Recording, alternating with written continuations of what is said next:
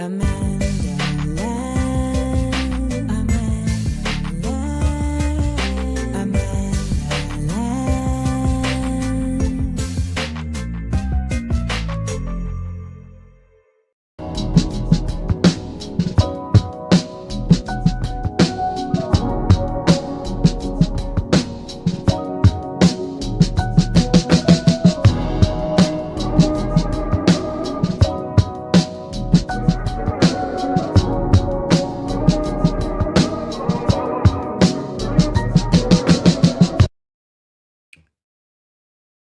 Good morning, y'all. Good morning, good morning, good morning. I ain't gonna lie to y'all. I'm in a mood today. I'm in a mood today. Welcome to Views from AmandaLand. Your news and truths by any joke necessary. Thank you for waking up on the right side of history.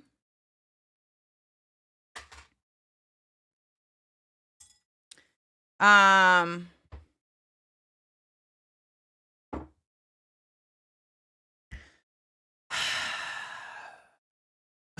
said, smile, fake it till you make it real. Why would I do that? For who? I'm in a mood for real reasons, so I'm not gonna fake it. I don't fake nothing, really. Good morning, man. It's a weird time. It's a terrible time. It's a time where, yeah, faking it for myself is not real. Faking it for myself does not make me, it does not make me feel better. It just makes me feel like I'm lying to myself. And cause I'm not in the mood for fake reasons. It's not like it's just, because the sun ain't out. I am just disgusted. I'm disgusted. That's really what it is. I'm disgusted by so much of what I saw last night. And it served as a culminating moment, but we'll get to that. More importantly, we have three great guests. We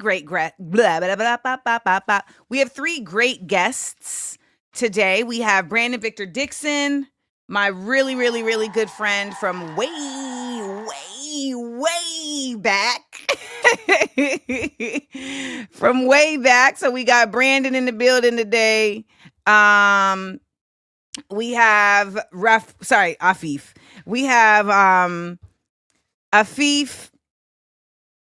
Let me make sure. Afeef Nessouli and Stephen W. Thrasher, journalists who have been reporting on the effects of the war in Lebanon. And war is not the word. The effects of the genocide in Palestine and the war in Lebanon on the HIV/AIDS community, as well as the LGBTQIA plus community. So we're going to talk to them. And, this is part of my ongoing effort to platform voices from global perspectives. I consider that to be imperative that we do that. And I want to make sure that I am being thorough and thoughtful in that consciousness. So definitely excited to have them on the show today. Yeah.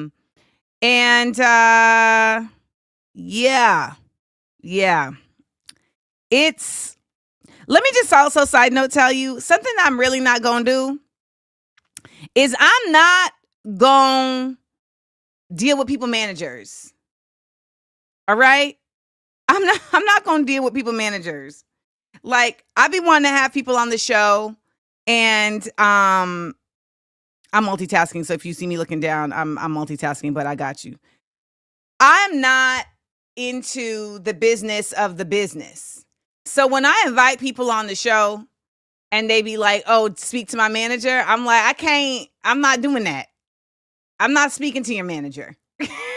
Like, if you have an assistant, and the assistant needs to schedule it, fine. But what ends up happening with managers, y'all, is you then have to have this conversation with the manager that is them pretending 9 times out of 10 to be valuable. And now you gotta like explain to them what's gonna happen on the show and because they're this gatekeeper to the person. And some people want that and they can have that, but I'm not gonna do it. I left Hollywood for a reason. I do not want to do that.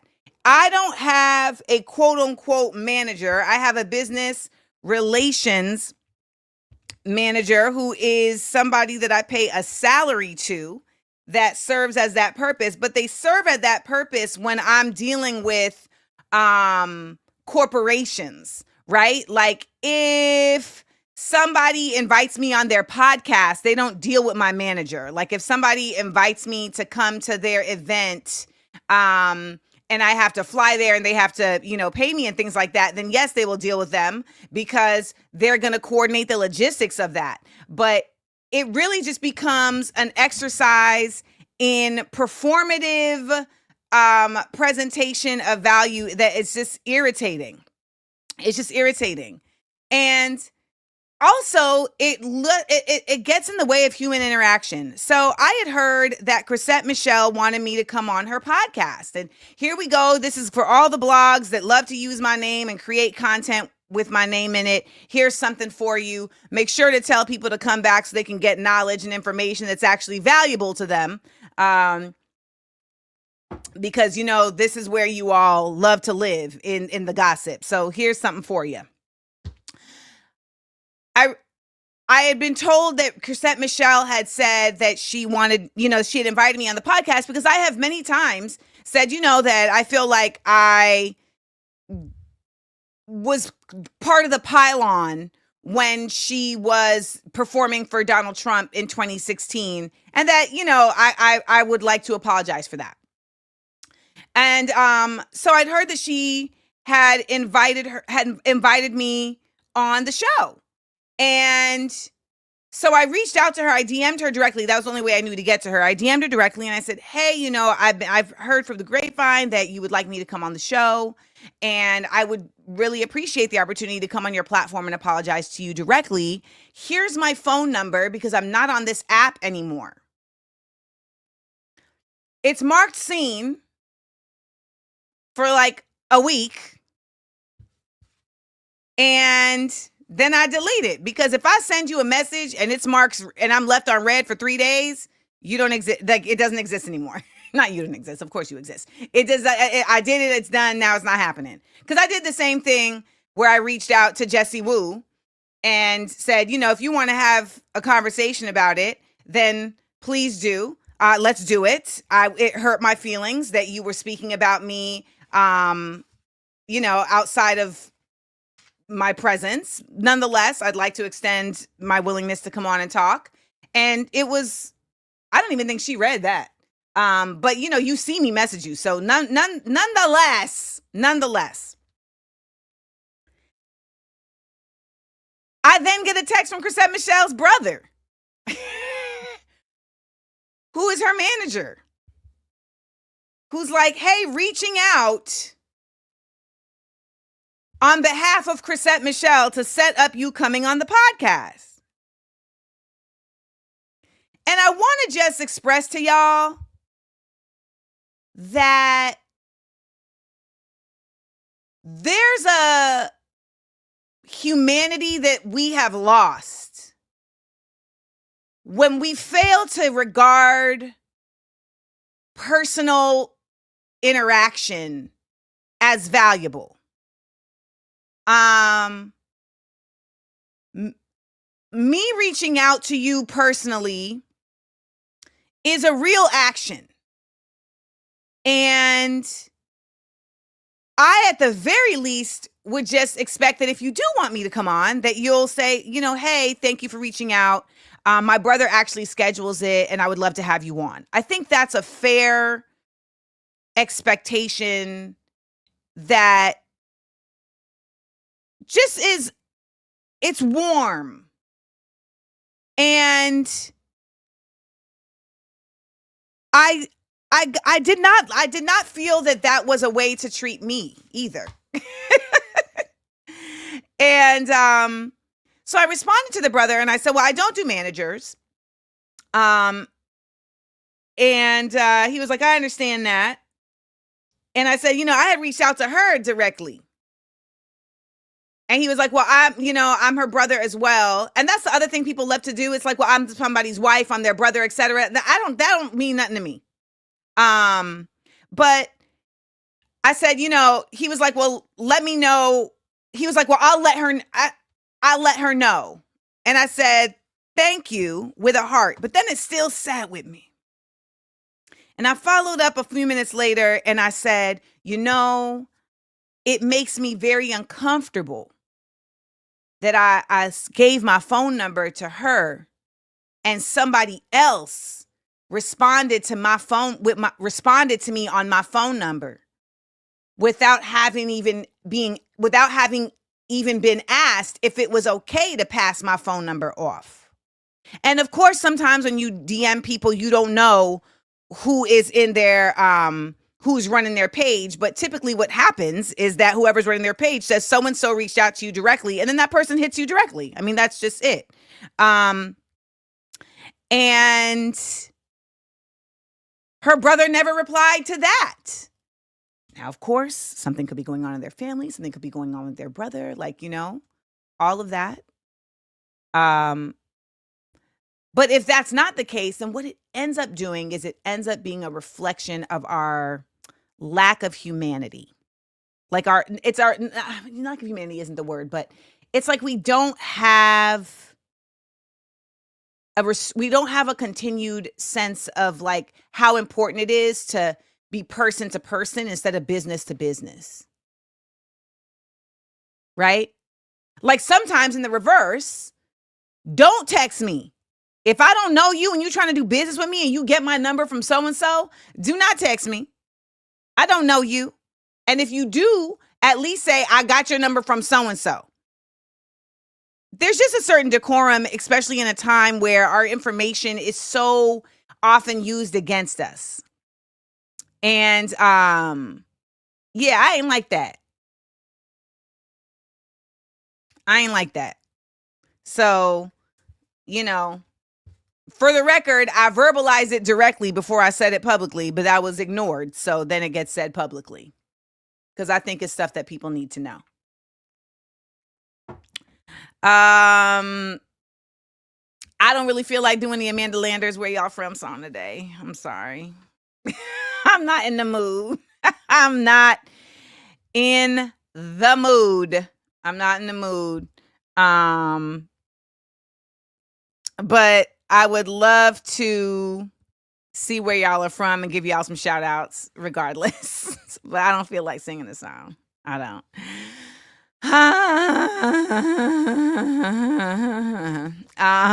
Shout out to everybody watching. You know how we do it. Let's do some church announcements while y'all let me know where you're from in the comments. We are here Monday through Wednesday, 10 a.m. Eastern. And it is so important that you all join us. Please subscribe. Make sure you subscribe. Also, please watch for 20 minutes at least. Please And please replay the episode. Please replay the episode because when you replay the episode, especially if you let the ads rock, it really does a number for the algorithm. So thank you to everybody who is doing that, fastidiously, because some of y'all are about that life. You're like, I am a Black woman.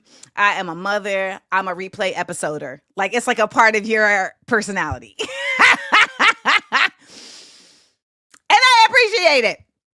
I appreciate it. Also, please remember to drop a seal in the chat if you're feeling what we're doing. You know what I'm saying? Please remember to drop a seal in the chat if you're feeling what we're doing. We're going to do our word of the day real quick because our guest is here on time. We love it. He's here on time. Actually, you know what? Just come on, man. Just come on. Just come on. What's up? What's up? What's up? This facial hair Alabama, is... what's up? What's up? What's up? What's up? What's up? What's up? What's up? This facial hair is very specific. I suppose it is as specific as it has ever been. No, it feels very Tuskegee. It feels like you took Ida B. Wells to prom. Like it feels like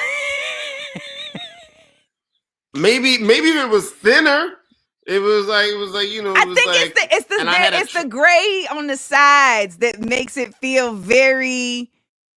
It's like if I had a trumpet in my hands, you know. Sarah Veronica. Come on, hit us with a lick. I'm good. You won't sing a line? Go out and tell our story. Let it echo far and wide. This thing looks like I look like Michael Jordan. It looks like I have an earring on. I'm like,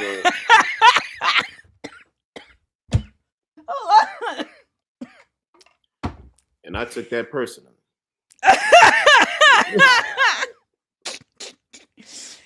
Oh, y'all, this is my very, very good friend, Brandon Victor Dixon. My very, very old friend, Brandon Victor Dixon. And when I say old, I don't mean like he's an old man. I don't, just so we're clear, that's not what I mean when I say old. When I say old, I mean old like 1998. From the days of yore. See, that's what I'm saying. So okay, so if I had this with that mustache, that thin frayed mustache, then I would be given like this, you know, a malnourished mustache. I'd be giving you civil rights. Well, I have a malnourished brow in this picture because we was at Arts Week and Alex Alper plucked my eyebrows for the very first time. And he plucked them to the tune of a queen. And so they're very thin, honey. I had to let that grow back in. But this is, y'all, this is from January 3rd, 1999. That's what this is. That's what this is. I see that belt. I'm giving you, that's a tube top, if y'all was curious. That's a tube top. Oh man, so we were about to do our word of the day real quick. So if you would just bear with us while we do that real quick, because I know that you are also a wordsmith. And so I said, you know what? Brandon should just come on for word of the day. Brandon taught me the word autochthonous. And I will never let it go. I'll never let it go that you taught me the word autochthonous. You're welcome. I like a good word. Love a new word. I love a new word, and we do a word of the day every day. Today's word is bedizen. It's a verb that means to dress up or decorate gaudily. Bedizen, B-E-D-I-Z-E-N. It's a verb to dress up or decorate gaudily. And I want to remind you that the beauty of the English language is that you don't have to necessarily only use words in literal contexts. For instance, I would say that the use of complete and utter lies in the pseudo State of the Union last night attempted to bedizen the actual terrible efforts that have been put forth by the Trump administration. I know he ain't about to bedizen these policies. I know he ain't. Right? So I feel like that's, because some people might just only want to use bedizen in the sense of like, when we was in middle school, we loved to bedizen our puff paint shirts with rhinestones. It's Aunt Polly's birthday. We gonna have to bedizen up in here. Yes. You know how she We're is. gonna have to bedizen this whole place up. So y'all give me your sentences right here. Give me your sentences right here. Bedizen, B-E-D-I-Z-E-N. It is a verb. Adrian said, if I ever play Mama Rose and Gypsy, I would bedizen it up. Ooh. I see what kind of viewers you got. Some people. You're gonna. What am I thinking? What's the Gypsy Torch song? Everything's coming up, bro. Is that? Everything's coming up roses for me and I started too high for the morning. Regularly, that's what we do often. We're too ambitious in the morning. Let me drop it down now. Everything's coming up roses for me and and then I make it comedy. Bawdy. You need body vocals anyway. She's always body, so you need. Yes, it's very less. It's very, yeah. But my voice is not warmed up, so body requires a lot.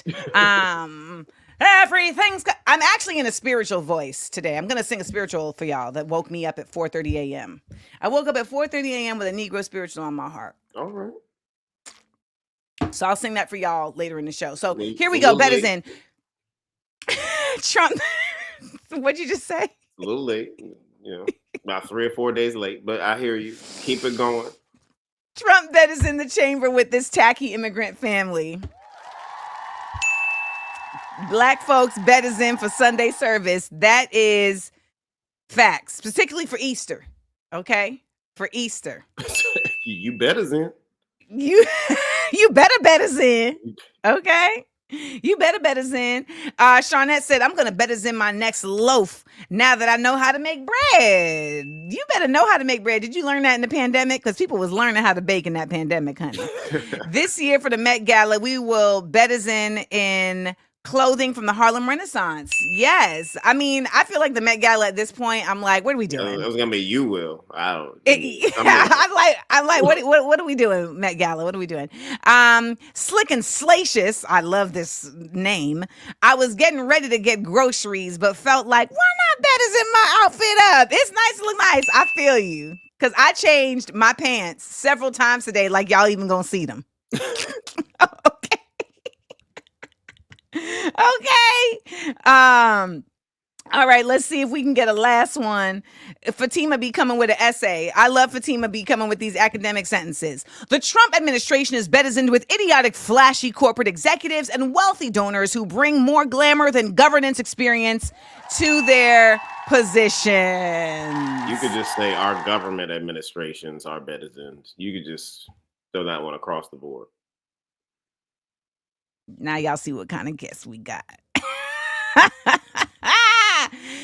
That is our word of the day. Bedizen. Make sure you use it in a sentence. And we are about to get into our 60-second headlines, ladies and gentlemen, and non-binary is. All right, let's do it. AmandaLand. 60-second headline. And I run down some news right quick. Run it down, mama. Put us on.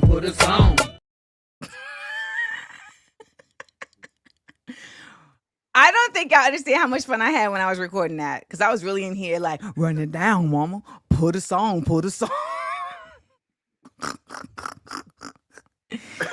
Oh, man. All right. So our first story is Egypt's plan to rebuild Gaza. Do you know anything about this?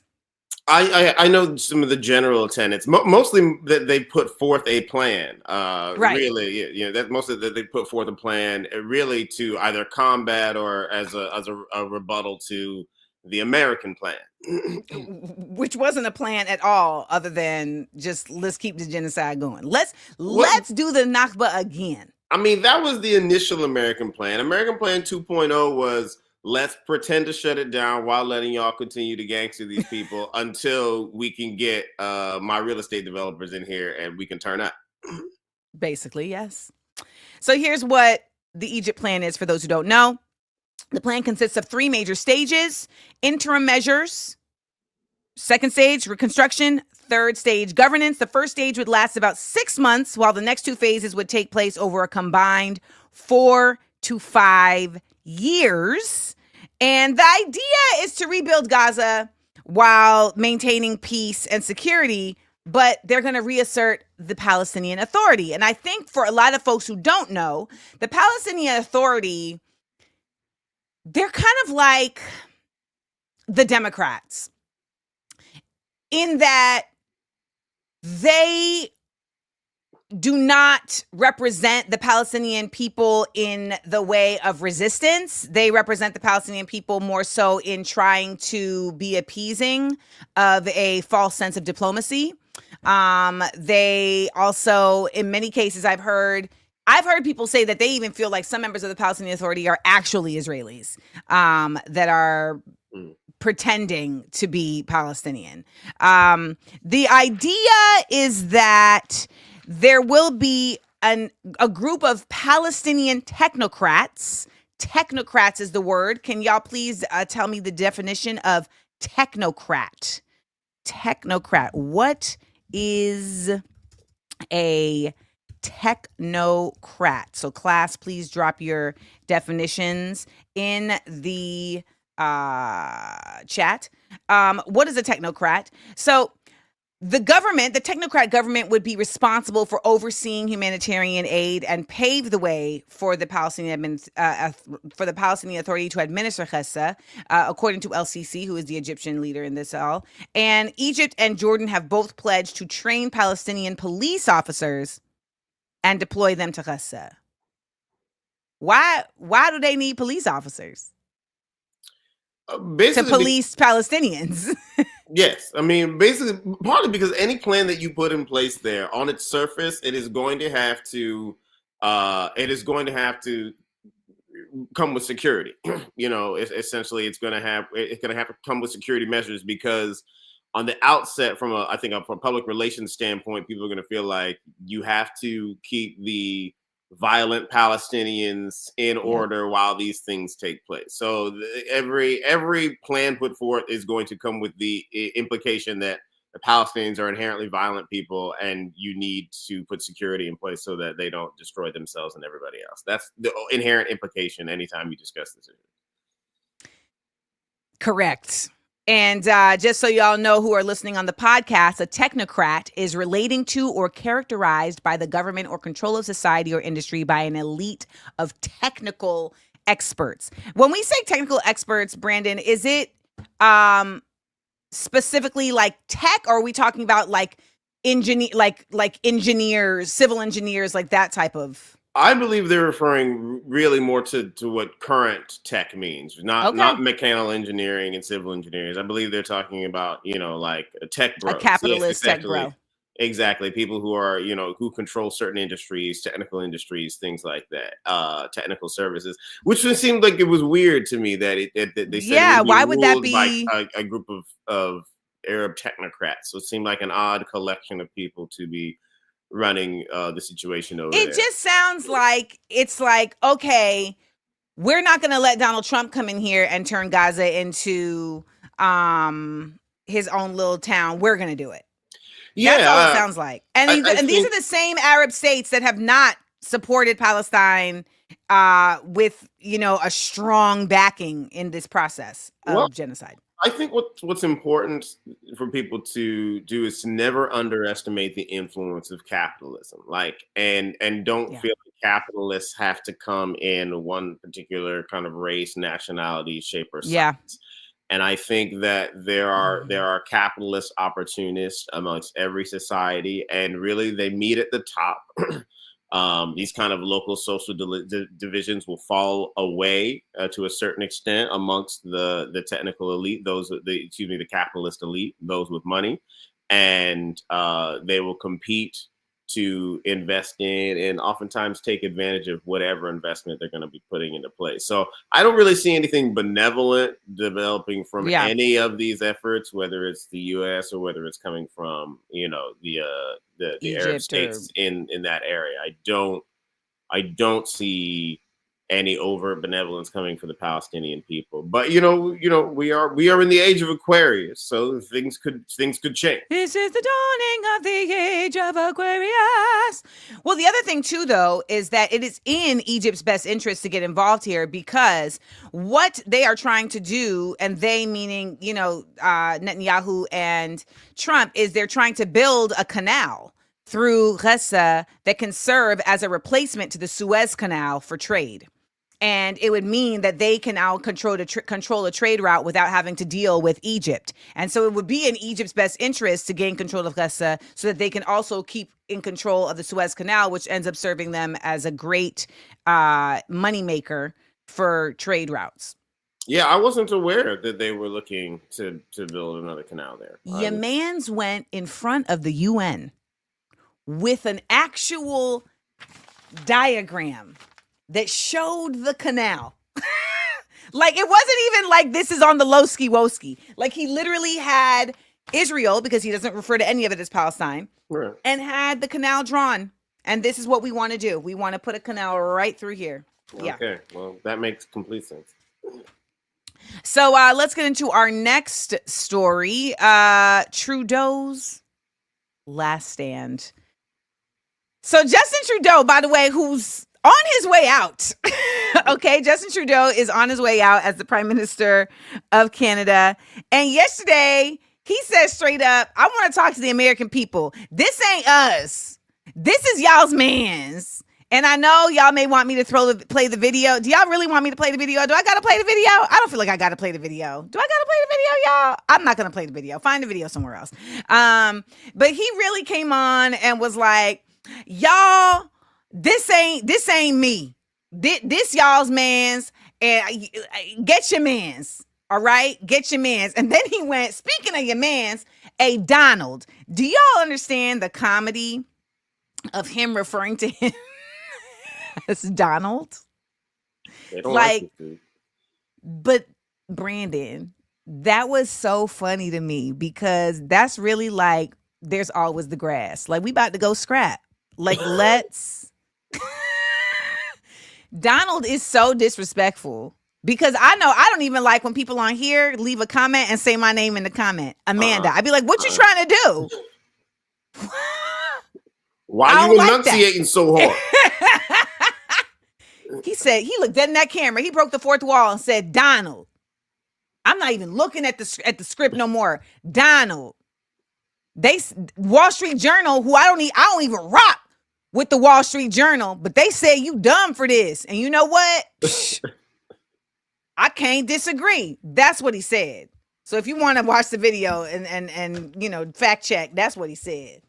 So, by the way, Brandon, and someone told me this in the comments, they said, listen, Canada's polite, but once we get ticked off, which the use of ticked off lets you already like, hey, buddy, you're really ticking me off. You get our backs up. They said that they get real petty. And sure enough, Canada is banding together and is like, we're not messing with y'all. They've been distributing lists of American products to avoid. There's like the owner of one of like the big major one of the big major brands out there, like store brands, big box brands, has signed, like did a whole press conference to sign a thing saying they're not accepting American liquor anymore. The premier of Ontario, so I guess like their governor, he said that he will turn off the electricity. There's a woman running for prime minister to replace Trudeau who said, we'll put a 100% tax on Tesla. We'll put a 100% tariff on Tesla if this is how y'all want to play.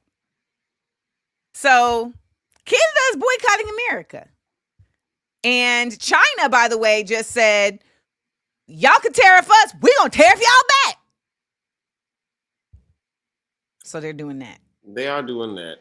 I will say the thing about the tariff, there are two things about the tariff issues for me. It's like, one, I am aware, their tariffs have been happening and do happen.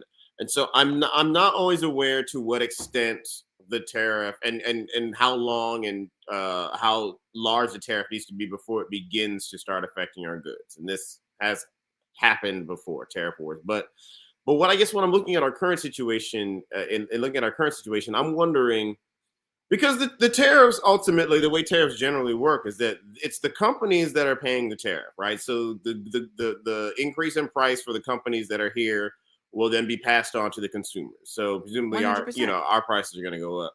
So I'm not understanding. I'm understanding a boycott as a retaliatory measure. I'm not understanding a reverse tariff as a retaliatory measure because you're just upping the prices of goods for your own people. And which would Fair. if your industries are set up to the point where there are a lot of local alternatives or alternatives from other markets, then that's just fine because people still have cheaper. Which I assume in places to go China buy is the these things. case. Right. I'm sure in China that's the case. But I wonder about Canada. I wonder about Mexico. That's definitely not the case here. I don't think Canada. Well, I think the thing about it is that Canada's like, we're not down with Elon Musk, so we're going to keep money out of his pockets. Right, and that's a specified, okay, because you don't have to buy Teslas. So it's like, all right. Right, yeah, so they were specific about that. She was specific about that. I will say that people are upset about this. Like Ford Motor Company was like, this is not cool. Like I saw a car salesman who was like, see this truck was 80,000. Now, overnight, this truck is 100,000. 100,000. Yeah, and that's a lot of thousands. A lot of my colleagues who operate in different fields of business, yeah, they're really. What's weird is that there are a number of them who didn't think this was going to happen, even though this cat said he was going to do it, and he's been doing what he says this time around. Well, for the most part. One thing about him is if he say he gonna do something terrible, he gonna do it. If he say he gonna do something good, he not gonna do it. Yeah, and so that's really the template that y'all should just be following. If he says it's good, it won't get done. If it's bad, it will. But it's been limiting kind of the outlook on business since the top of the year because they've been wondering if this is going to happen, isn't going to happen. It's limiting investment, limiting hiring, limiting a whole lot of things. So this is not going to go well. I mean, it lowered the stock market in real time.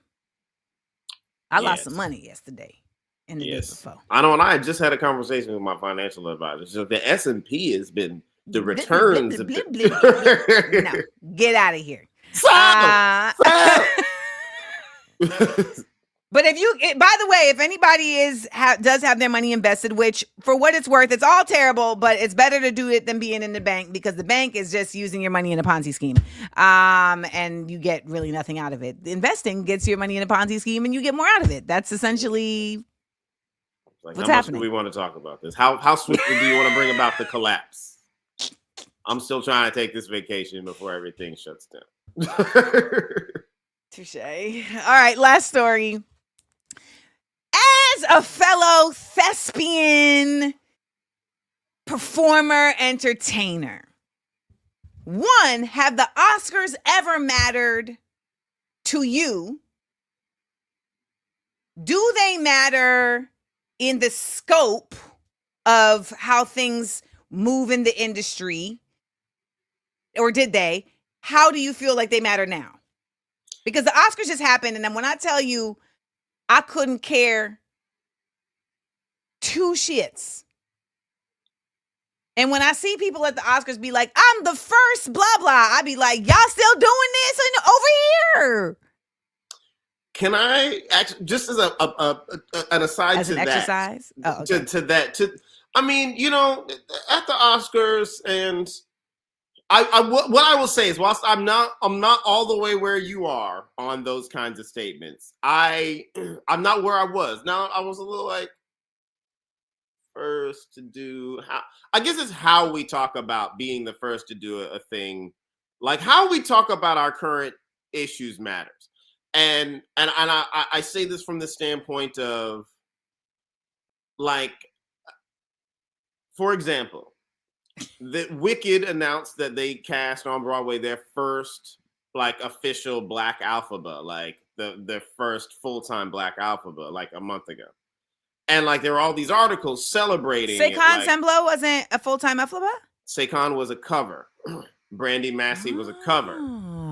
And so my point is, like, all these articles is like, celebrating us, like, isn't that great? And I was like, it's 2025. It's 2025. So that means the only reason you have not had a black alphabet yet is because you have refused to cast a black alphabet. It's been a policy that alphabet is not allowed to be black, because you can't tell me that you haven't had anybody talented enough to be up in there since the inception of this thing. And you have had black people as the cover. So you know broads can go up in there and sing it, particularly because all the ones you're casting is because they're coming up in there and they're singing, they're wailing like black girls. They're singing their face off. That's why you like them. They're wailing like black girls. And so that's why you love them. So the fact that you haven't cast one is not a point of pride waiting to 2025. It's a point of, people should have dragged them from pillar to post. Yes, it is weird we've kind of turned a corner where it's like you go from celebrating that to being like, wait, how is this first? How is this? When I got my special at HBO in 2019, I was only the second Black woman to have a stand-up special. The only person before me to have a stand-up comedy special was Wanda Sykes. And people were saying this to me like I should be celebrating. And the way that I was saying it was into the context of, I am only the second Black woman, and that is shameful. It's an embarrassment. It's an embarrassment. Particularly when you look at, because you look at the amount of, just if you're going, because comedy is just about sales. Who's going to watch this? And you look at the amount of Black female comedians that had just been selling out for years and just that are popular as hell. So it's just like, yeah, why wouldn't you? Also, and then you look at the amount of like, just we're rolling the dice on this random comedian here. We're rolling the dice, give you a special to see if you can jump off. It's just like, why haven't you? Yes. Yeah, things like that are wild. But to get back to your question, I have traditionally been an Oscars person. They mattered to me.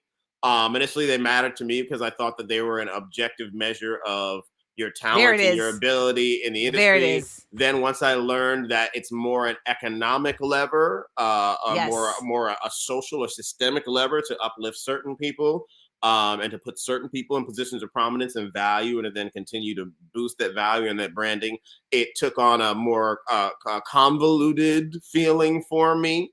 Does it still matter in the industry? I think absolutely it does. Being nominated or winning does still get you more opportunities, does still get you, higher paychecks, et cetera, et cetera. Fair. Do they matter socially overall in society? Not nearly as much as they do. And, it's important for us to understand. Not nearly as much as they did. Mm-hmm.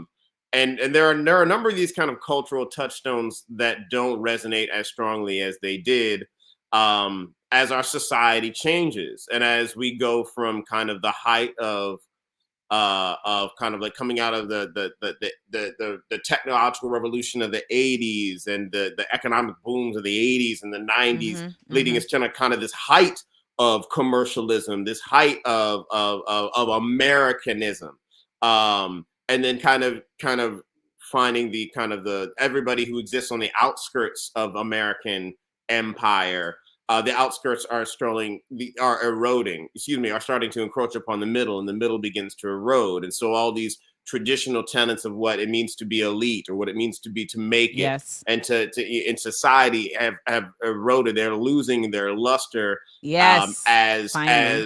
as whatever they produced before no longer trickles down as far into the lives of everyday Americans. It's like when Top Gun or whatever, Pirates of the Caribbean is coming out as like celebrating kind of like the opulence and of movie making and CGI and stars still trickle down into like our regular lives. And it's like, and the feeling that like this was an experience for me, and then I could make it one day, and I could, but no longer those things don't trickle down as well anymore. And we've become far more disillusioned with so many tenets of our society, of commercialism, of making it, of financial advancement, of fame, of fortune.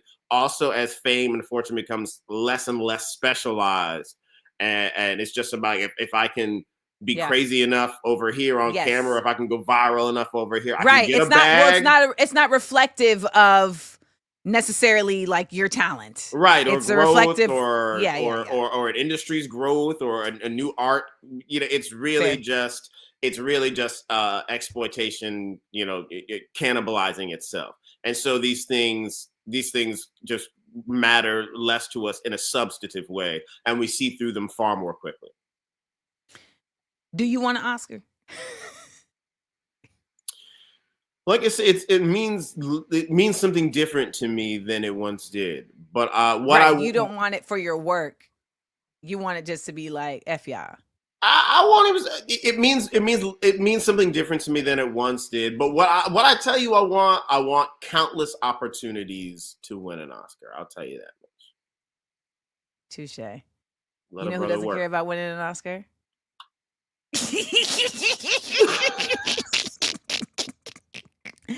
I don't care. I'm sure I will care less after my HBO show too.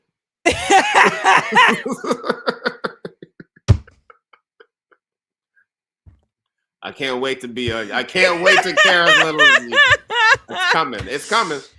You know what though? Let me tell you, the reason I decided I wanted to be an actress because I wanted to be a pediatrician, and then I saw Anna Paquin win an Oscar, and we were the same age, or maybe I was like 2 years younger, and I was like, hold up now. Hold on. And I remember standing in my mama's bedroom watching it. I was standing looking at the TV and was like, well, she's my. How she want? Oh, nah, we got to change course. We got to change course.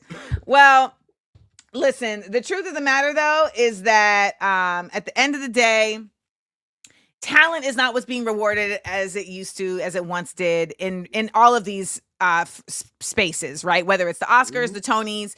I mean, you have been nominated for an Emmy. You've nominated for 2 Tonys. 3. Thrice nominated. Thrice so wait, scorned. For Color Purple, Ray? Shuffle Along. And for the Alicia Keys show. Mm-hmm. That's my friend. When Brandon got nominated for his first Tony, he came to the house in Harlem, and my mama cooked him dinner, and he sat on the couch and ate it with the plate on his lap. I do think. Okay, so we're gonna remember this conversation because I do think I know what. I know what I think my next 2 roles are gonna be, and if one comes before the other, but I think if it's one of them, I'm definitively gonna win a Tony for it. Yeah. If it's the other one, I probably will.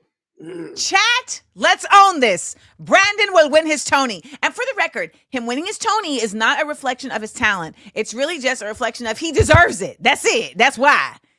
It's like when Denzel finally won his Oscar. He won it for something he shouldn't have won it for. But he deserved it. How you don't win the Tony for Glory? Huh? How you don't win the Tony for Glory? How you don't win the Tony for Malcolm? How you don't win the Tony for what's the other one? The fighter? He was never gonna win Hurricane. One for Malcolm. This is the story of yeah, boy. Yeah. Okay, so the chat done put it in to focus. Okay, the chat done said that they gonna give you a Tony for Brandon. Yes, you will win a Tony. We are manifesting it. They keep stringing Denzel along, but we are manifesting Brandon winning. A symbol of your deservedness. You getting it. Trophy. Brandon will win his Tony. Yes. It's like with Demi Moore. They're stringing along.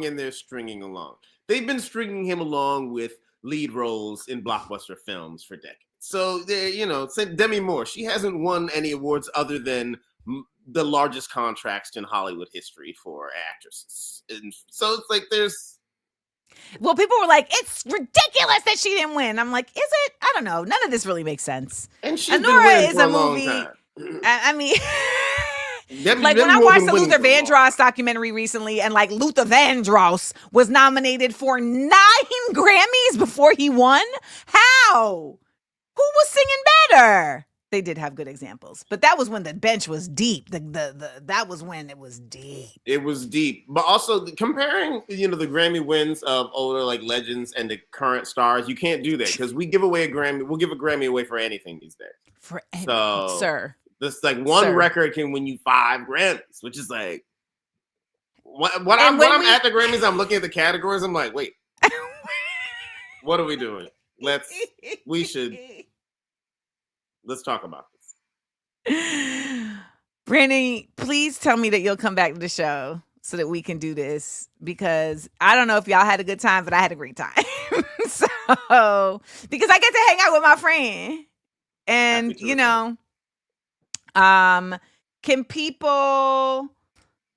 Are you still in the show? Is it done yet? I can't remember. This is my final week in the show, but name of the show, please. Name of the show. Hell's Kitchen on Broadway. This is my final week, but I have some live concert dates coming out throughout the rest of the year. So if you want to find out what's going on with me, hit my mailing list at BrandonVictorDixon.com.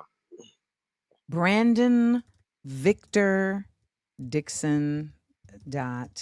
Hold on, I'm typing it. Dixon.com. Hit the mailing list. Brandon is a several times over Smart, Funny, and Black master blackspert. He is. It's only one time. Oh no, I'm reversing. You know what? It's you and Roy Wood Jr. Roy Wood Jr. has done it several times. But for those who don't know, because I didn't say your credits in the beginning, I was just like, "This is my friend. Let's talk about your mustache." Brandon Victor Dixon is a Emmy, Tony Award nominated actor, performer, musical theater legend. He is also a brilliant geopolitical. I'm a Grammy Award winner. Are you a Grammy Award winner? Yes, I am. When did you win a Grammy? A month ago.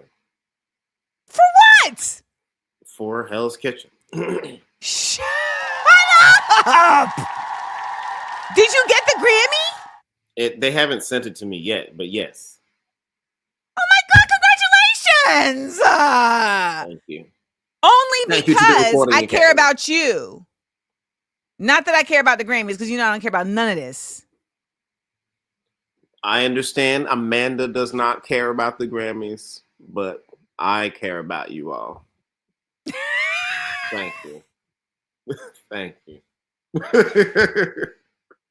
My ex got a little Grammy certificate and a medal because he had recorded a song that won a Grammy, and and I knew the president of the Grammys, so I hit her up so that he could get his certificate because it was fronting on him.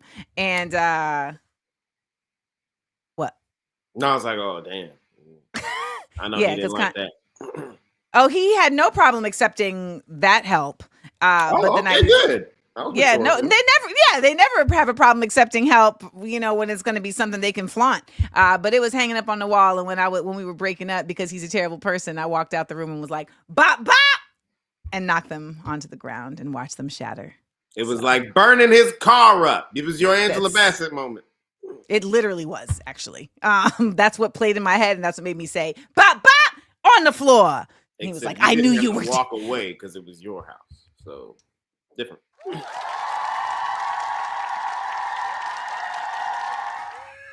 That's what friends are for. I love you, Brandon. Congrats on your Grammy. We are putting a Tony into your future. Thank you for joining us for 60-second headlines, y'all. Make sure to sign up for Brandon's newsletter at BrandonVictorDixon.com. Adios. Wow. What a time. What a time. Brandon actually went to Columbia University as well. So they've got some great alums for being a terrible university. We are about to bring up our ambassadors of the week. But first, I want to let y'all know it's happening. I asked you all to give me your questions for an exclusive interview, and the exclusive interview is happening. Yes, the exclusive interview is happening. I'm interviewing myself.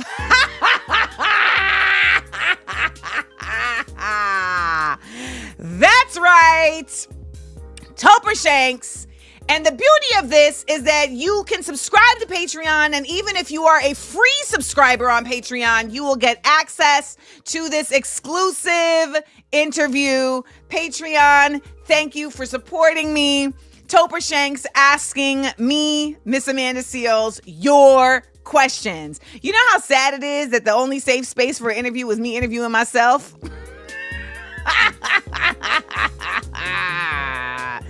So if you have not subscribed to Patreon, do so. And again, even free subscribers will get to see the interview that premieres on March 8th. You know what else premieres on March 8th? My Patreon billboard in Times Square. This why people don't like me. This why. Because I don't go away. This why they don't like me. I understand it. Now, we about to get into our ambassadors of the week. Let's do it. AmandaLand. It's the AmandaLand ambassador of the week. Hey, here they come, y'all. Here they come. Here they come, y'all. Here they come. All right, y'all. Let's bring on to the stage our two guests today. We have Stephen Thrasher and Afeef Nessouli. I'm going to line us up like this. So, Stephen, you may have to shimmy over a little bit. So happy to have y'all. And Afeef, you're giving us chesticles. I love it. I was really not trying to, but we're in Beirut and we're doing what we can to get online. Afeef, you're in Beirut? I'm in Beirut. Yeah, I'm reporting from Beirut right now. So tell me what's going on. So the south has been really damaged.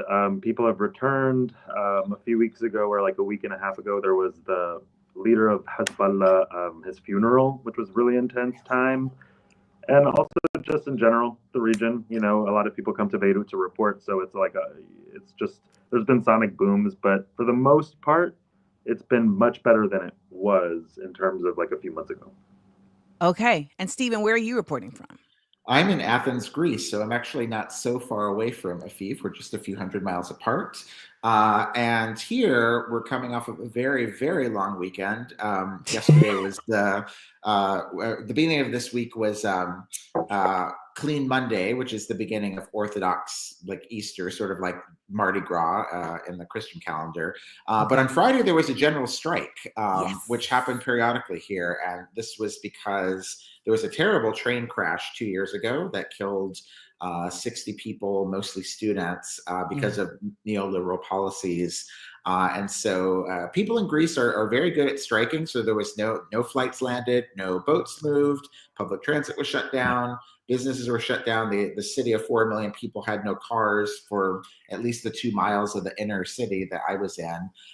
And it was a combination of some pretty hardy protesting, but also families just out walking around, some carrying signs, some just enjoying taking back the public space for a day. Are you based in the States? I am based in Chicago, nominally. I'm on faculty of the Medill School of Journalism at Northwestern University, but I've been suspended over the past 8 months or so because I was trying to protect our students from being assaulted by police during the encampment last year. And I'm going back to start teaching again in about 3 weeks on April 1st. So I'm based in the United States, but I spend a fair amount of time here in Greece. I like there's a really good leftist community here. There's really interesting politics around migration, kind of at the crux between the Middle East, Southern Europe, and North Africa. So it's an interesting place to be. And I get a lot of writing done because I'm so many time zones away. Nobody's bothering me from the United States when I'm here. Touche.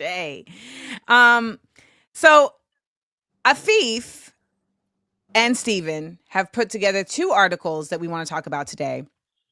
Global HIV care thrown into chaos by Trump, as well as queer HIV positive running out of medication in Gaza.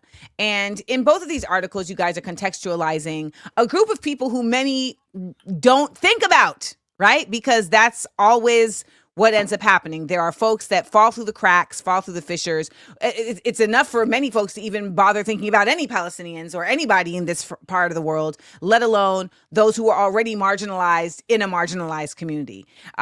So, I really give the floor to you guys in terms of why you felt like it was important to bring this conversation to the fore, how it is reflective of the greater global conversation that these folks are a part of, and really what it represents in terms of where we are, particularly as Stephen, you were saying about like leftist politics, how does it fit into our consciousness when we're talking about where we want to push things? Stephen, do you want to answer sort of the bigger questions, and then I can tell Amanda about DS? Yeah, I'll say something very brief and then turn it over to you. I've been writing about HIV and AIDS for a long time, and I think that people who are living with HIV have so much to teach the world. I'm a gay man, and I know that I wouldn't probably be alive if not for the AIDS activism that people did in the 1980s and 1990s. And so I've written about the criminalization of HIV. My dissertation, my first book, were about a young man in the United States who was prosecuted for HIV and how often these people are made into scapegoats. But so many of us wouldn't be alive, not just from HIV, but from COVID-19. The process for getting vaccines was really upended politically by work that AIDS activists did. And in the same way that the Combahee River Collective talks about how Black women were free, that would mean everyone else would be free, because that means all the systems of oppression would have been torn down. I feel that way about AIDS. I often think about, a world without AIDS is possible. There's medication for it, there's care for it. And so it's something that I dream and aspire to. But as long as it persists, that means all these other structures of oppression are going to be ongoing. And so I had vaguely, since October 7th in 2023, and following it, of course, being very concerned about the massive loss of life. And as a journalist and journalism professor, of course, I was very, very concerned about the number of journalists being killed, which eventually topped 200 people. But I was sort of vaguely interested in what's happening with HIV in Gaza. And I had the scientific literature is very slim, even on the history before October 2023. But I was sort of curious and wanting to know, what is it like for people? Are they going to be able to get their medication? Is there anything that can be done? But I didn't have a real in. And then kind of by divine intervention and Instagram and his thirst traps and his You see, he's already giving us a glimpse. I believe it. You don't got to convince me. Yes, I noticed it, like the thirst traps. But I also noticed Afeef was saying these really, really amazing, interesting things about the queer Arab world and about Israel and Palestine. And so I've been following his commentary and started following his Patreon. And then one day he posted about a situation with HIV, and I reached out, and I will turn it over to you to take it from there. Yeah, so I had been I'm a producer and a journalist, and I was working for a myriad of places. And about a year and a half ago, I decided to go on my own because I just felt like it would be impossible to really cover the region with a lot of the ways that I wanted to, which is just truthfully. And ultimately, I was talking to a lot of people in Gaza because of sources that I had from Palestine from years ago when I had been there, and from Lebanon and from Syria. And I was posting a lot about the things I knew to be true about queer life in Gaza and queer life in Palestine. And so I was kind of starting to talk to a lot of people in Gaza. And one person, a boy, or like a full-grown man, that's funny because we're like, I feel like at this point we're like families. I'm like my kid brother. But a 27-year-old got in touch with me and basically just wanted to talk about his queer life in Gaza. And after a while, he didn't really ask for any help. We just sort of talked like a journalist would. I just sort of asked questions and leaned in and just wanted to know more about him. And after a while, he told me he was HIV positive, that he had been given 3 months of medication from the Gaza Health Ministry. So surprise, surprise, he was actually given free 3 months of care, but it was running out, and it was running out fast because the medical depots were being destroyed. He was getting medication where he could, when he could. It was all very like always rapidly sort of just unknowable whether something was getting destroyed. So I started to cover him, and Stephen got in touch, and we decided to really like cover his story and amplify it. And a doctor got in touch and started figuring out how to get medication to him, and he got medication from another. Like it was really just like community coming together, and it's still really hard because he's still in northern Gaza, and you know what's going on there is absolutely insane. There's just every excuse in the book to keep killing people is what's going on Israel's part, and one of those ways is by not letting sick people get their medication, and you know, this person is on a walker. He's very weak. Like to be going around like rubble in a walker is extremely hard. He couldn't evacuate south because of that. He lives with his mom and his brother, and he's just a wonderful spirit who is like really, really, really reflective of the fact that like even in his worst, he was still more worried about his neighbors and his family than like worrying about medication. And so he was always running out because he just wasn't trying that hard to he wasn't prioritizing it. Yeah. Wasn't prioritizing himself. And I've seen it, and I've written about AIDS in a lot of different contexts, but it was such a blessing to get to work with Afeef. And I still remember how he said, you know, collaboration is the way of the future. And that's a lesson from Palestinian journalists that I think is really important right now. You know, and I'm writing something about this now. You know, we're seeing the kind of collapse of the White House Correspondents Association and the White House Press Corps, and they're very access journalism. They don't take a lot of risks anyway, but they failed to rally around the Associated Press when Trump was throwing them out of the Oval Office, and Palestinian journalists, I think, have really shown this beautiful model of what it means for journalism to be a community good, and that you work together. And endlessly throughout the last year and a half, you see these coalitions of journalists together. You see them, you know, collaborating on things, or just sharing food together, trying to keep one another alive and safe. And I'll let you tell the story about how they kind of came into our story, Afeef, miraculously, you know, recently in terms of medication.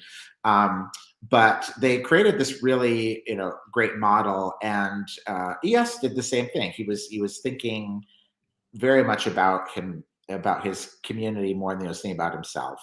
And unfortunately, that's something I've seen in the different ways I've written about HIV and AIDS over the year, that there's so much stigma about it. It's hard to access medication in the first place. And HIV is a very manageable condition.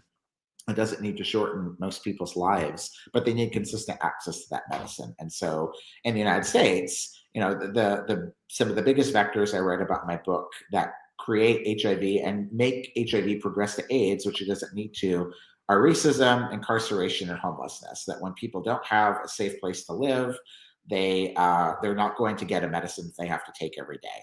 And if they're incarcerated, they're more likely to become homeless. And both of these things, of course, are very much you know, attached to Blackness and attached to racism.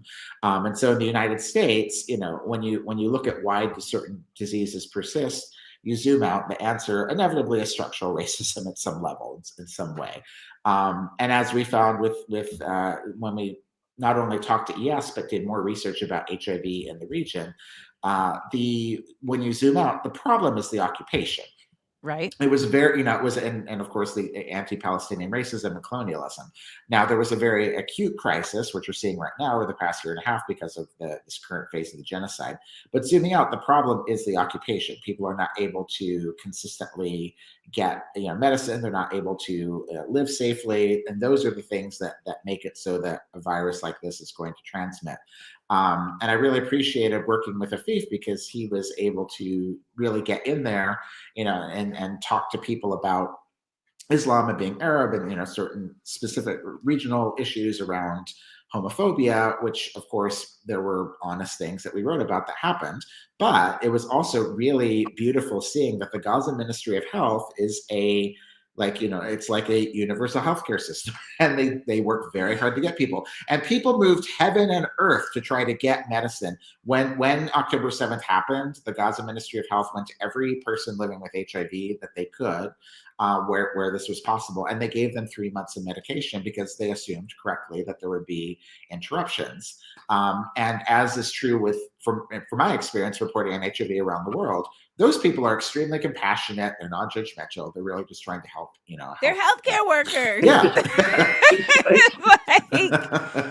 And going, but this going also above and beyond dispels. the But duty, this taking also the medicine dispels.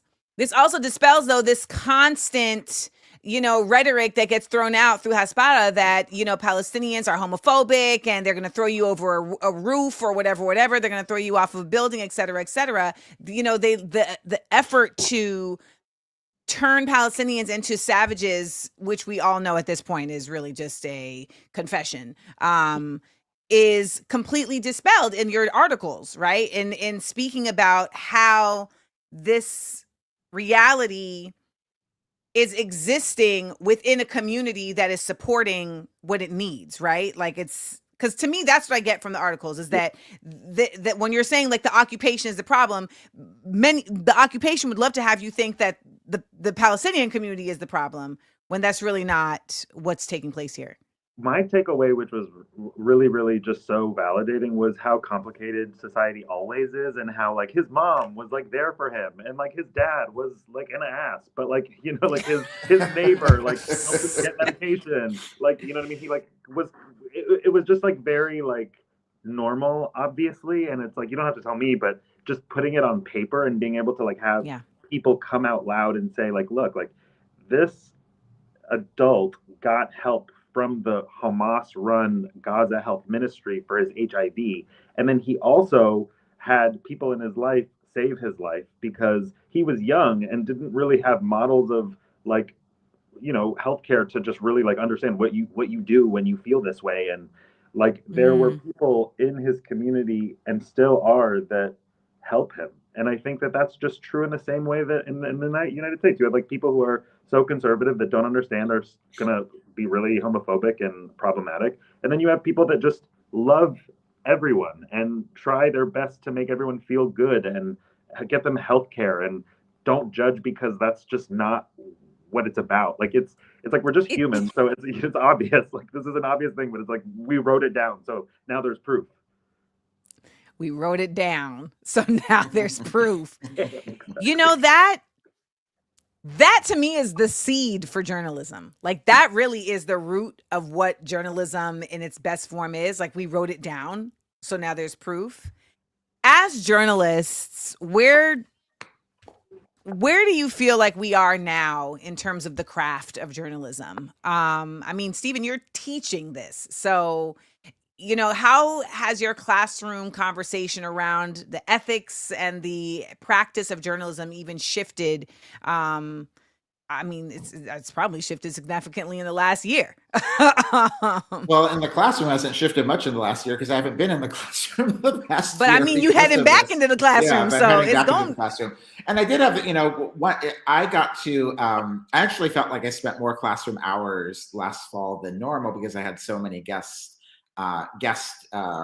invitations at the sort of culturally high end at Cambridge University, and at the most important to me though. I was invited home to my high school where the newspaper I had started with my friends in 1994 is still running, and I got to spend time with those students. And so, you can't bullshit young people. And they know what's true. They one of the reasons why the government and Hasbara and the United States government go after young people so much is because they are like idealistic and actually take the things that they learn about Martin Luther King or Rosa Parks or any other things and want to put it into practice. And an ongoing theme for me in my whole time as a journalism professor has been to think about objectivity and subjectivity. It's one of the things that I got suspended for is giving a speech at the encampment where I said that I don't teach objectivity. Now, that doesn't mean I teach being willy-nilly. I love how Afeef said, we wrote it down, so now there's proof. Like, I'm all for rigorous truth-telling, but that means understanding your positionality. Yes. And that's better for the journalism, better for the readers, better for everybody to understand where you're coming from. And I think that in terms of the shift for myself over this last year, or year and a half, it really has been kind of doubling down on that and understanding that journalism is a collective practice. And Palestinian journalists did that well. Many of them were not getting paid. They were risking their lives. Many of them gave their lives, and they were working together. And they're not competing against one another. And I think that's one of the reasons why we've seen very little solidarity in the White House press corps. And of course, they should be terrified to see the Associated Press getting thrown out because the AP still calls the Gulf of Mexico the Gulf of Mexico. But this is a practice that's been a long problem. And I've been thinking a lot on the words of one of my mentors, who was named Ward Harkady. And unfortunately, I write about him at some length in my first book, The Barlender Class, because he was the first person very dear to, very, very close to me, who died of COVID early on in the pandemic. And thank you, in March of 2020. And I remember something Ward taught me. He said that press conferences are usually bullshit. Once in a while, you'll get a little information, but they're mostly bullshit. And the biggest reason they are is because if you ask somebody a question and the spokesperson doesn't answer it, the next journalist should ask the same question. Yes! And the next journalist should ask the same question until they do it. And so they just ignore it and go on to the thing that they're going to ask anyway. And so I feel like I've become, over this last year, both between working with Palestinian journalists and working with Afeef, just more committed that journalism is a collective practice. It doesn't matter who scoops who. The point is that, for the press to get the information to the public that we all need. And that, and I think I've just kind of expanded my own map of the things that are acceptable for journalists that they need to do their work. So there's tepid, very tepid. I'm not saying it's universal, but very tepid acknowledgement that, okay, some journalists are unionized. They have to manage the own conditions of their labor for the work that they do. I've long said, if you want to practice journalism, you have to be paid fairly. You also need access to housing, and you need access to clean water, and you need access to clean air. And so it shouldn't be anything controversial that you want clean water, clean air, and access to housing. But it also means that you need to make sure everyone else is staying alive in your community. And so that's something we've really seen, up to and including, and I'll let you, if you want to tell the story, Afeef, talk about how ES got his medicine most recently. It felt very full circle for all these kinds of things I've been thinking through. Yeah. I think generally speaking, media is changing. I think you're a big part of that, Amanda. I think generally speaking, people are very disgusted with just overproduced things that just are fake. And I think that social media over the years, TikTok especially, I'm sure, just made it so that we're all kind of more aware of the production element versus the the gloss. raw, the gloss. And I think journalism is finally catching up to I think there's people who are analyzers who are I'm gonna get on the mic and I'm just gonna be myself, and that's gonna slap, because it's just here's this version of commentary you can't get anywhere else because I'm just being myself. There's no that you can't do that somewhere else. In journalism, it's there's always been just this extreme pressure to be so objective that actually parts of the story are not included because of one thing or another. And so it's looking at a puzzle and having a lot of pieces not in.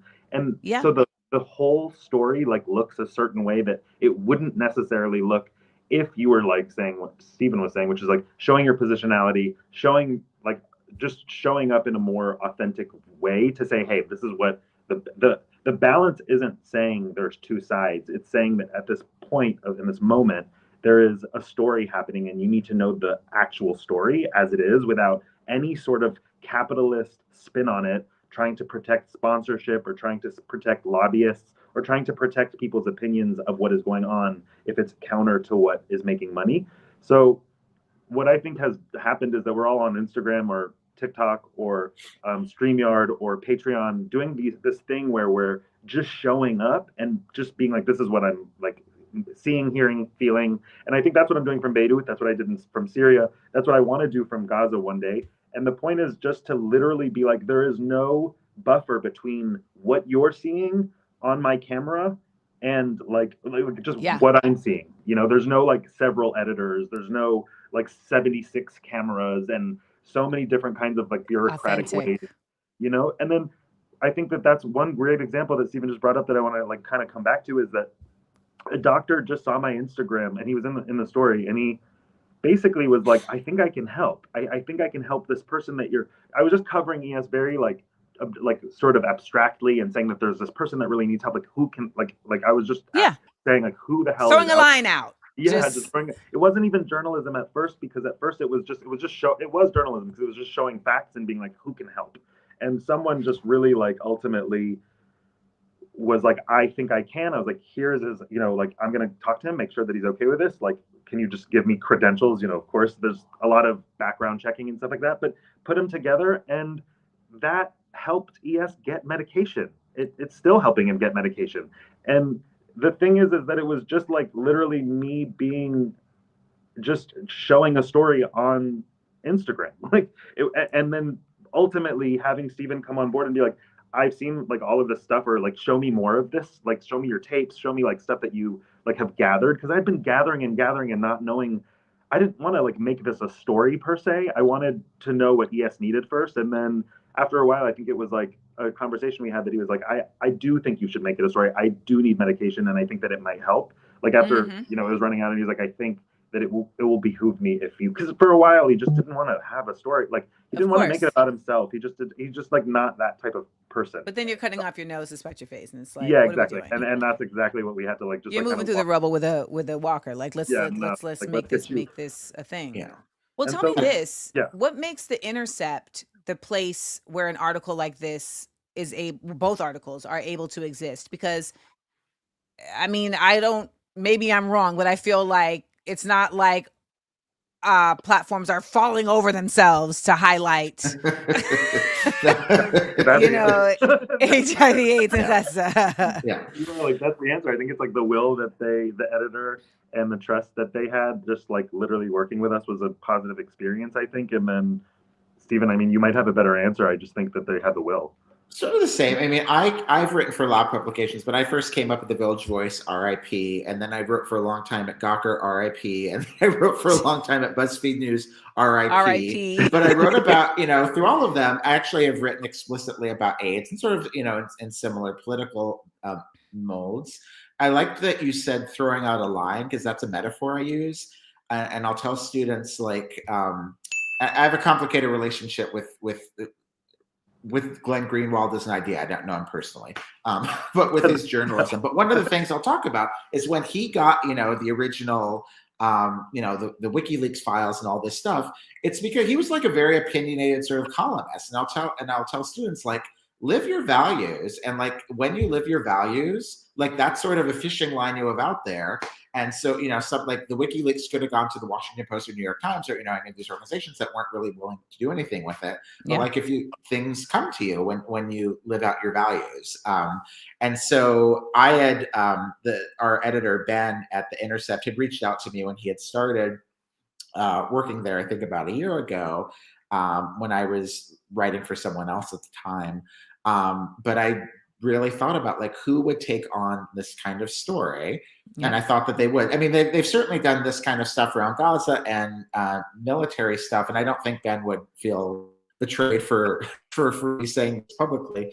But he said, you know, The Intercept actually hadn't had the greatest record with LGBTQ issues. And that was one of the reasons why he reached out to me. And they're really excited. They thought this would be a great way to address a community that they hadn't addressed a lot, but it also, which was kind of how I saw it as a feature story. I agree with Afeef that journalism can take many molds, but I thought this story could have a kind of a traditional feature mold that it could live in. And I thought that it would speak both to the explicit terror that a marginalized community was being subjected to, that was worthy of having its own, story illustrated, hopefully, so that LGBTQ organizers and organizations around the world would take an explicit interest in this issue, which I think it's started to do. But also I thought it would speak to a general terror that any reader could understand. Like, what if I couldn't get my heart medication, or I couldn't get my blood pressure medication? And I thought, and Ben, I think, really zeroed on that too. He said, it's both explicit and can have a universal takeaway. And so I think that was why we ended up there. But to me, like, you're right.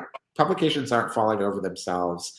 There are other places that we could have taken the story potentially, but I also, to me, like, the most important thing is knowing people who have, who share your values, whether or not they have expertise on the explicit thing. And so, yes, there's the kind of more scientific places maybe you could write about HIV, but I knew that they would share our values, and they did a really great job editing the story. Well, that's dope, because that story your explanation could have gone a lot of directions.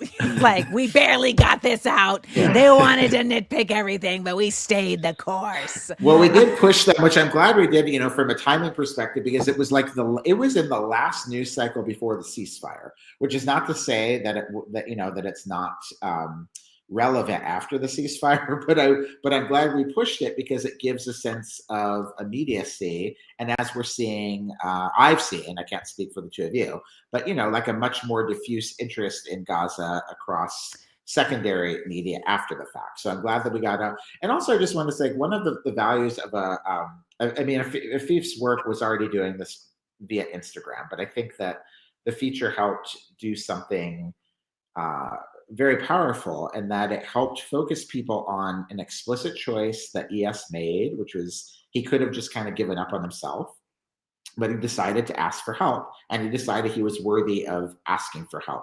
And I've gotten so many notes about this from people living with HIV around the world. I think we both have, but I've gotten some, personally through DMs, saying, like, that was my story. I'm living in a flavea, and I thought, like, who am I to, like, ask for the medication, and he helps me know that I am worthy for it. And so in that way, like, having a similar, with a book, but like when you have a documented writing down that's proof of what happens, that's less ephemeral than an Instagram story, then someone could see that story in 5 years. I've written stories years ago that people say, I found this story and I saw the person you interviewed, like, I saw myself in them.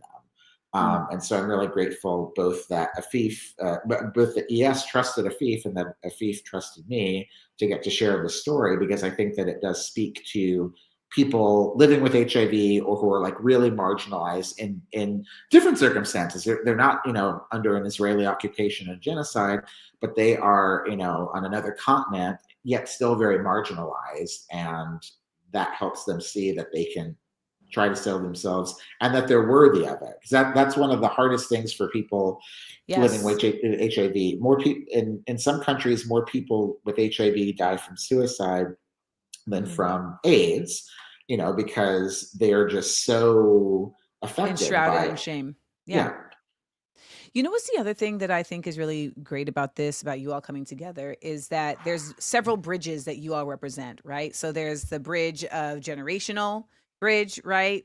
That's needed to happen. There's also the bridge of, like, you're an educator in a traditional space, and Afeef is out here, in the world with his chest out and doing but you're doing traditional journalism, but you're also engaging in the digital space, right? And I think that there is definitely a purity that sometimes gets in the way when it's this idea of, like, there's only one way to do this thing, even though we're seeing changes and evolutions happening. I remember in the music business when people started having their studios in their crib, and it was like, you're not a real artist because you're not in the studio. And it's like, well, I don't have the hundreds of millions that y'all have, but I can still make a good song in my house.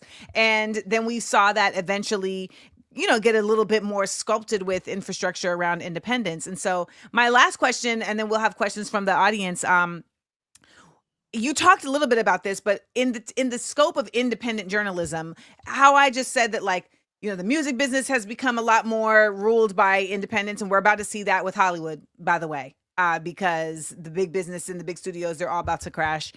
where do you see that with journalism? Do you see independent journalism, even though you named like these really great spaces that have unfortunately buckled? Like, where do you see independent journalism going? Because I know there's a lot of folks that have unique, strong, authentic voices that are at places like the Post, that are at places like the Times, that are getting pushed out. And as of course, you know, you have students who are like, where do I go in this career if I don't want to go there? Like, where do we see that trajectory happening and moving for folks who may want to live their values through journalism, but not at the behest of Jeff Bezos? I think things are being built as we speak. I think things like Dropsite are being built, and things like, you know, Mehdi Hassan, and different things are happening. And I think that they're actually just being sort of like tested. I think we're in this transition moment where we're like figuring out what works. Like, I have my own Patreon. Sometimes I have to deactivate because I'm crossing borders. Like right now, I would tell everybody, like, you know, literally follow my Afeefness Instagram, but it's not on right now because at this point I'm more worried about doing the journalism and then telling you guys about it when it's done, instead of being like apprehensive because of the journalism that I've already done. So what I'm trying to say is that we're all thinking about this question, at least journalists like me are, and thinking, how do I get my stuff out there and get just sustain my life? Like, I don't need to be famous, and I just want to live normally and like do this because it is my heart, like soul. I can't literally do anything else. And if I tried, I would be really bad at it. And so to me right now, it's kind of like, ultimately I have my own Patreon and my own Instagram, and people do pay me, and I am starting to make more money because people are really starting to buy into the fact that I will do the thing that I will do, and it will be entertaining but also informative. And I think that's really important, just figuring out a way to get your stuff out there and making sure that it's informative and entertaining and journalistic and true and valuable to people who are watching. And I think we're just in that moment where we're figuring out what works and what doesn't work. And it's hard. I mean, I'm there with you. Yeah, I know, exactly. We're just like doing our best. I just very quickly made a little Venn diagram. So publication, like, what are the publication's values and what are your values? And you want the story to always fit in this space. And sometimes that's very easy to do. Sometimes that's difficult to do. So like a story like this, I thought like it's going to fit very naturally with The Intercept. You know, could you do a story like this at the New York Times? Unlikely, but if you did, it would be so much work for everybody involved. There'd be so much risk. You know, even if you like loved your editor right above you, they're gonna have to go above 7 of them, and you know, by the time that you're like not getting to use like we use like some very gay language. It's going off the top of my head. Oh yeah, where he said he was clocking those motherfuckers who sleep together. So it's like when you know, like, and I was very lucky. Like when I wrote at the Village Voice and when I wrote for BuzzFeed News or Gawker, like I got to use that kind. So I do actually think, you know, I learn a lot from Afeef, and I think he has a lot more courage than I do a lot of times. Because you were literally arrested because like as we're sitting here, I'm like, I saw that. Like, yeah, I actually wasn't arrested, but yes, but they well, you did. You were detained. Wait, refresh my memory. They did put hands on you. Yes, they beat us up. I was going to say, I saw you. But they retreated. So they actually didn't arrest us. And then when they tried to arrest me, I was out of the country 3 months later. And then the state of Illinois threw out the charges and said they had no basis to arrest me. So, but anyway, I think there's actually like, I think at some level people need jobs or they need some consistent access to income. And I feel sad for people who never got the chance that I got, which was to be like a general assignment reporter at some point. Like you don't have to, you're not coming up and perfecting every story you're selling, but you know, I got sent like, go to the school board meeting, you know, like go to these sort of different things. No, can you actually expound upon that? Because one of the things I find that so many of us are lacking is the steps. Right. Yeah. And like the actual spaces between like, I would know what I want to do. And then I'm doing it at the highest level. Yeah. Right. Like those steps in the middle, a lot of us miss. And we don't realize that those steps can also be places where you find like, oh, this actually is my sweet spot. I don't need to be the Beyonce of journalism. I'm really good at this thing right here. Yeah. So I was a staff writer for 3 years at the Village Voice. And it was great because I did have to pitch feature stories, but I still got a paycheck. every week. It's not like I had to, that I wasn't getting paid when I didn't sell the feature. And I had to go report stuff on the blog daily. And so I started getting sent to school board meetings. My first investigative feature, which to me was like one of the most fascinating stories I ever covered, was about how New York City has different schools in the same building. And in this one building, there was a school, a gifted and talented school that was almost entirely white and Asian. And there was a regular zone school that was Black and Hispanic. And the Black and Hispanic students went in the back door, and the white students went in the front door. In New York City. In New York City. Right. And so it's like people in general understand, like, okay, like a school, there'll be a rich school in Westchester and a poor school in the Bronx, and they're going to have different resources, not in the same building. Like visually, this was so stunning. Like I never would have found this, going around looking how to pitch. Like I got this because I had to go find education stories. And so I think that's a step that a lot of people miss. And I'm still thinking about how do we, kind of deal with that. But in terms of, storytelling, I think that Afeef is right. There's ways you can sort of get things out quickly. And I think that Dropsite and Zeteo are great examples because no shade to people who go out on their own. But I actually think the operations that are going out with a few people together are doing the best. Like so Hellgate in New York City and Deadspin, all the people who left Deadspin and created Defector, they all quit en masse, and then they were actually able to with all of them, put together, a combination of stories and podcasts, So collective journalism. Yeah.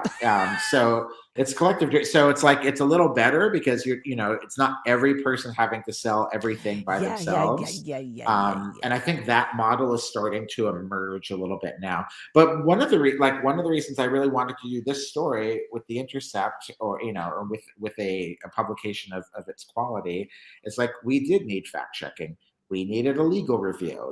You needed those resources. There's a certain level of journalism you can do on your own on certain topics. Yes. But then there are times where you need scientific review or you need a lawyer to make sure you don't end up in prison. And that I think, but I think there's some models of, I think some of the outlets you can either buy into that or join organizations and get some of that. But I love that you state that though, because, and Miss Latia had mentioned this in the chat, there's a difference between just going off the cuff and saying your thoughts on something and journalism. I know I get frustrated because I feel like people can't tell the difference between that. And then even with myself, they can't tell the difference when I'm there's a difference with me being this is my opinion and me saying this is a thing that's really happening, and here's an expounding upon that. I mean, everybody and their mama be I'm a journalist these days. It's no, you have a TikTok. You have a TikTok and you have Wi-Fi, and so you be Googling stuff, and that's different. So we're gonna get to some questions from the people. Are y'all ready? Yeah. All right. First question. Reese Roberts, he's from London, so I always try to do it in my best London accent. Question for Dr. Thrasher. Has there been a moment in your journalistic career thus far when you have encountered a staggering ethical or moral dilemma? And if so, how did you overcome it? Fabulous question, Reese. Fabulous. Okay. That's a great question. Two things come to mind, and also riffing on what you were just saying about, kind of the difference between journalism and stuff that isn't journalism. I wrote a story actually for the New York Times Metro Desk many, many years ago about a homeless shelter for LGBTQ youth that was being run very poorly by LGBTQ people. And I had some members of the community who did not want me to write this story because they said it's going to make gay people look bad, that we can't take care of our own safely. And that to me is one of the differences between a journalist and, an activist not that activists all are all like this, but sort of someone looking out for PR for the community, because I don't want to be, the Catholic Church that takes someone abusing the kids and says, well, we're just going to take care of it ourselves. And because that's going to hurt the kids. And so for me as a journalist, I realized I was in that story, I'm there for the people I'm writing about, the kids. The the gay kids deserve to have a safe place, even if they're homeless, that has safe fire code and, on all the same things they would have if they were, any other kind of children. They deserve that safety. And if that makes, us look bad, that's part of the role of journalism. Like, you still have to be accountable within your own community. And so it actually, it was fine. Like, everything which happens with this is the power of the New York Times. I mean, like government kicked in immediately, like all the issues got addressed immediately. But it wouldn't have happened if I hadn't written the story. And, and it doesn't matter if like the people who were running it looked bad, like they needed to look bad. Sometimes shame is actually a very effective tool. And it's also sometimes the only tool, right? Because people, unfortunately, are very vain, and doing bad is not enough. It's like it's the same way that you get people who are more offended by being called racist than actually by doing racism. Like, oh, how dare you? Well, you just okay. Next question. Dr. Thrasher and Mr. Afeef, could you share how you came to recognize and embrace your talents for the good of the collective? Yeah, I'll go first if you don't mind, Stephen. I think it's just about being like literally a Lebanese American. I would go back to Beirut all the time, and there were a few times when I was there that like Israel just literally was bombing Beirut, and as an American kid, like that's so hard because you're just so damaged by that concept, because you're both just traumatized, but then you're coming back, which was harder, and having to like explain what happened with everyone kind of saying it's your fault more or less, and having that kind of, and then finding your people and knowing that there are other people who have experienced these kinds of things and these kinds of I guess oppressive ways of culture can be so oppressive when it's just misinformed, right? Like it's just so oppressive when it's misinformed. And I would be in college or in school or, even grade school, like 9/11 happened when I was 14. So all of these things collectively made me kind of a strong advocate for what I thought was true and knew to be true in my experience of truth, like the truth of the stories that we were talking about. And I think that it like kind of refined me to be like more and more and more honest actually out loud and not be very afraid of what people thought, to be honest.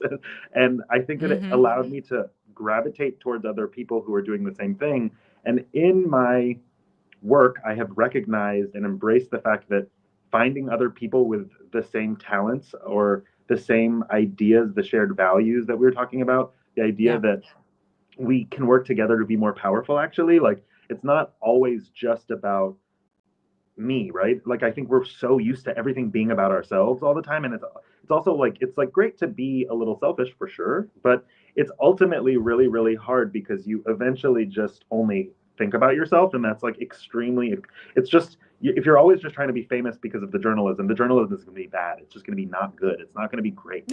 Like, when you think about what you are interested in and you see your values in other people and you work together because the story is just so captivating and it's making you feel so meaningful and sad sometimes, happy sometimes, complicated sometimes, you lift your energy to another vibration. Like you're just like operating from another place, and it gets you to operate with other people from another place, and that kind of result is different. Like it's just a different, you're going to have a different result if you really embrace your talents from a place of love, like literally, like not like selfishness or like material like gain, because that stuff will come. Like that stuff isn't not necessary. It's necessary. It just comes so in so much more of a beautiful way, I think, when you do operate from your heart. It's not easy though. We're still in a system that obviously is. I was gonna say that's like, it's not something. It's not. And people don't even trust it. People be like, "You're not operating from your heart." You're like, "Yes, I am." Oh my God, you don't know my heart. Exactly. Yeah, like I'm not going to speak on when we're all. This is like a huge struggle bus these days for all, not maybe all of us, but many of us who are doing the right things. I think like the more you're doing the right thing, I think the harder it is to really make money, because the money that is all around. Correct. You have to decide. Like, I guess I just don't need money. Like I just need to eat less or like be less. I mean, that's what I had to do. I had to really be like, this is your last vacation of this magnitude. Like, you did it. Yay for you. But we're not going to be doing that anymore. Now you're going to sell pins. Like, that's just, but you get filled with something else. And I think there's something also really, there is a certain reality that, and you said this earlier, it's like I remember when I was coming up in hip hop and there were underground MCs who got to make a living being rappers. And they may have to work a little harder. They may have to do a little bit more traveling because they may have to go overseas, but they got to make a living loving what they do. And their living that they were making didn't allow them to have Bentleys. Like, it didn't allow them to fly private, but it allowed them to feed their families, to feed themselves, to be comfortable, but also to like live in what they love, which also allowed them to feel like better humans, right? Because they weren't like denying themselves something. They weren't closeted rappers. So it was like that opened the door for me to understanding just the reality of the spectrum of things, because in the United States, you really get tricked into thinking that if you're not doing everything at this high glam capitalist level, then what you're doing isn't valuable. It's also not, even considered successful. And to me, like, success is I am able to live without thinking about living by what I love to do. That to me is success. And you're right. It's getting harder and harder to do that in real time. Dr. Thrasher, you want to close us out with your thoughts on this? I was raised by three really great parents who all died. My mom, my dad, my stepmother, who all died in my 20s. So I've had a lot of time to, really think about their values. And they were all people of modest means, but they were very collective minded. They were, they were involved in church. They would, give what they had to everyone around them. And my dad was Black and my mom was white. And so they had gone through a number of kind of explicit civil rights matters around that. But also, they were also living in a majority Mexican-American community where I grew up, Oxnard, California. And they were also like doing work with migrant farm workers, and they did things that Cesar Chavez and the United Farm Workers did around the rights of field workers. And I got to talk to my mom, not to my dad, about being gay before he died, which I regret. But we didn't know many out gay people. They knew a couple of lesbians, but I remember explicitly they had a friend who transitioned, and their wife, and then they were two women living together after the transition. And I remember there's no conversation about pronouns or anything. It's just this person changed. This is like how we're talking about them now. And so I feel like they really set an example for me to you care about your community, but you also care about other communities. And my grandfather was a Black man who only went through the third grade. Jesse Thrasher, that died long before I was born. And then he was he worked at a predominantly white factory, but he was one of the union shop stewards in that. And he had this collective bargaining, camaraderie with his fellow workers. And so I feel like I was just really steeped to believe that whatever success I got had to be shared in community with other people. We love it, because that's really what we talk about on this show every goddamn day. Every day. So I always give our guests the stage to leave our audience with their own messaging, their own words of wisdom, of encouragement, of shaming, whatever you feel is most effective. So I will step away and give the stage to Dr. Stephen Thrasher and Afeef Nessouli. What do you want to say, Stephen? Oh, wow. That's a tall order. I would say these are very difficult times in the United States, and some of us, or me, might be feeling very bruised as we go into this new era with the Trump administration. And something I've been thinking about is giving grace. I need to give more grace to myself, but also I'm seeing lots of conversations right now from either between kind of leftists and liberals who were not as worried as maybe they should have been, or even with potential Trump voters, or actual Trump voters who now might be quite alarmed at what's happening. And so I'm thinking about how we need grace for on-ramps for people to come into our fights. And I'm remembering how there were, there are things that I write about as something of an expert now, but once upon a time I was not. And I also feel like in the experience that I had with you, writing these stories, that I've gotten to, learn a lot, and how important it is to carry on through life with an open mind and an open heart. So that's kind of what I've been thinking is really needed right now. There's a lot of fucked up shit that's happening, and a lot of work to be done, and a lot of us to do it, needed to do it. So I think we need avenues of grace to come together to do that work. I would say that as we kind of transition in this administration, we're sort of realizing in real time what kleptocracy and like extreme consumerism really brings us, which is just like the most profitable things, but not necessarily the best things. And so now we're having a country move into a space where there's a bunch of really rich men without any real ties to grounded life experiences running a country full of really diverse people. And there's going to be a lot to fear, but I think that what's more important than just what you're fearing, what I'm fearing too, is like, just like the only message I have is like to keep fighting, like to keep advocating, keep going.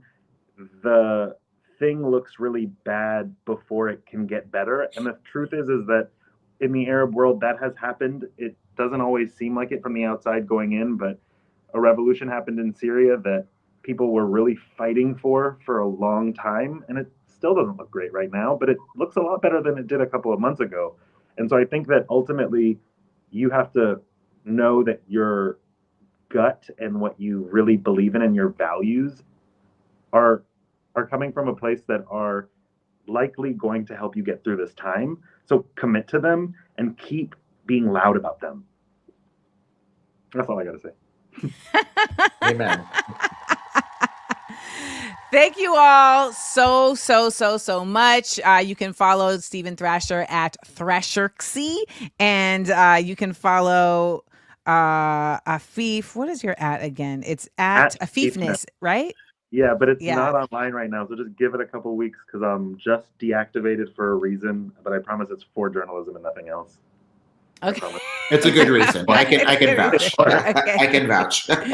It's a good reason. Thank you all so much. And it's always great when like I'll have people on because I admire their work, but then during the interview, I'm like, I admire their person and we have the same values and everything. I know people in the chat are like, did she do a debrief? This is exactly what she be saying every day. So thank you all so much. We appreciate you for being our ambassadors of the week here at Views from AmandaLand. And make sure to go out and get the viral underclass, The Human Toll When Inequality and Disease Collide. And make sure to go to The Intercept and read these articles. All right. Queer HIV positive and running out of medication in Gaza, as well as global HIV care thrown into chaos by Trump. I Will Be Sick and Maybe Die by Dr. Stephen Thrasher and Afeef Nessouli. Thank you all so much.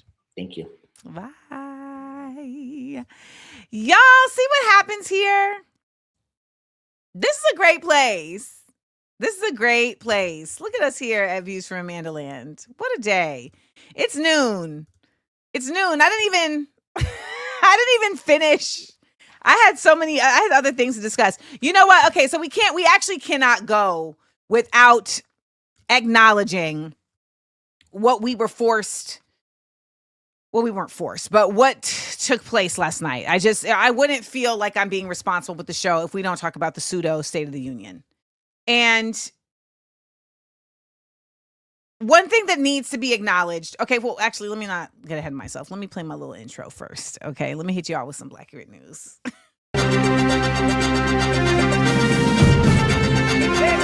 Blackurate news. Politics. Blackurate news. Pop. Culture. Blackurate news. Sports. Blackurate news. Justice.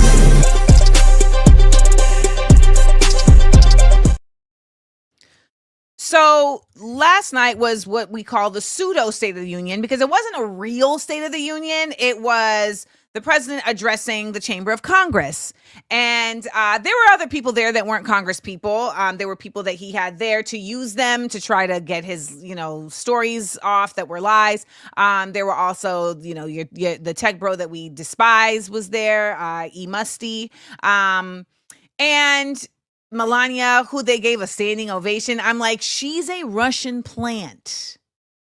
She's a Putin plant. And I want to make sure that's also pointed out, because I don't know at this point if we should really continue with the whole Russia-phobia, but definitely Putin be on some otherness, okay? So there's that. At the threat of echoing what other people have talked about, I still feel the need in this space to absolutely acknowledge some realities from last night that I just can't not state. I don't know why Trish is so confident that Melania is not a Russian plant, but I believe she is. So I don't know what you know that I don't know that has you stating that with such confidence, but I can tell you that they did not have a courtship. He was not in any way in love with this woman, and she is very obviously not in love with him. She is 1000% only there to serve a purpose, like, when they would marry two people from different countries together to create some type of alliance together. That is what this is. So I'm not sure why you don't think she's a Russian plant, but if you're going to counter me on something I'm saying, you need to give a reason, not simply just a statement. So make sure that.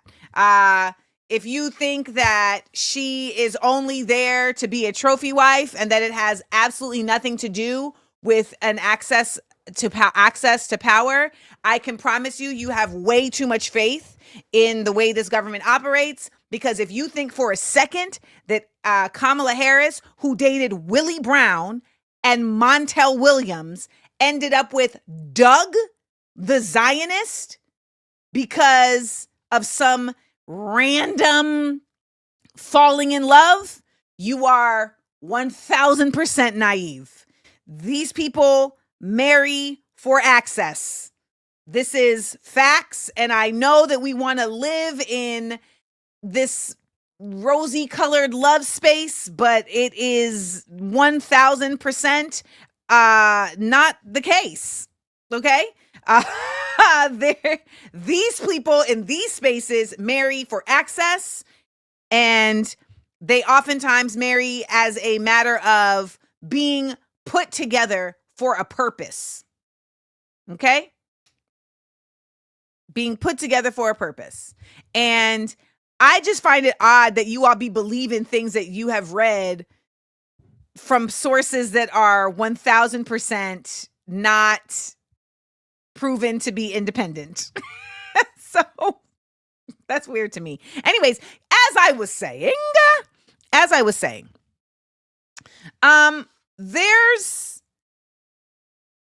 we'll get to the Democrats, but I want to acknowledge that lies have real repercussions. And what should be really frustrating to the people who voted for this person.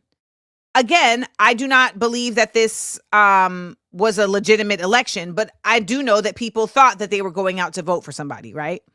And I think that if you voted for this administration and then you sat there and you watched them lie. Did I say Montel Jordan? My bad. I meant Montel Williams. This is how we do it. No, it wasn't Montel Jordan. It was Montel Williams. Sorry, back to the lecture at hand. If you're somebody who voted for this administration and they sat there, and even if you believe everything they said last night, okay? Because all of that was a lie. But even if you believed everything they said, but you still didn't have no job, they were still cutting your SNAP benefits, They were still playing with your Social Security because they have said that they can't protect. Even though he's like, I'm not going to touch it. You don't have all the cards. You love to say that. They're also firing and making it very difficult for veterans to live. So if all of these things are happening while they're saying the country is in its best place, while they're saying that the economy is in its best place, how do you really reconcile that in your mind?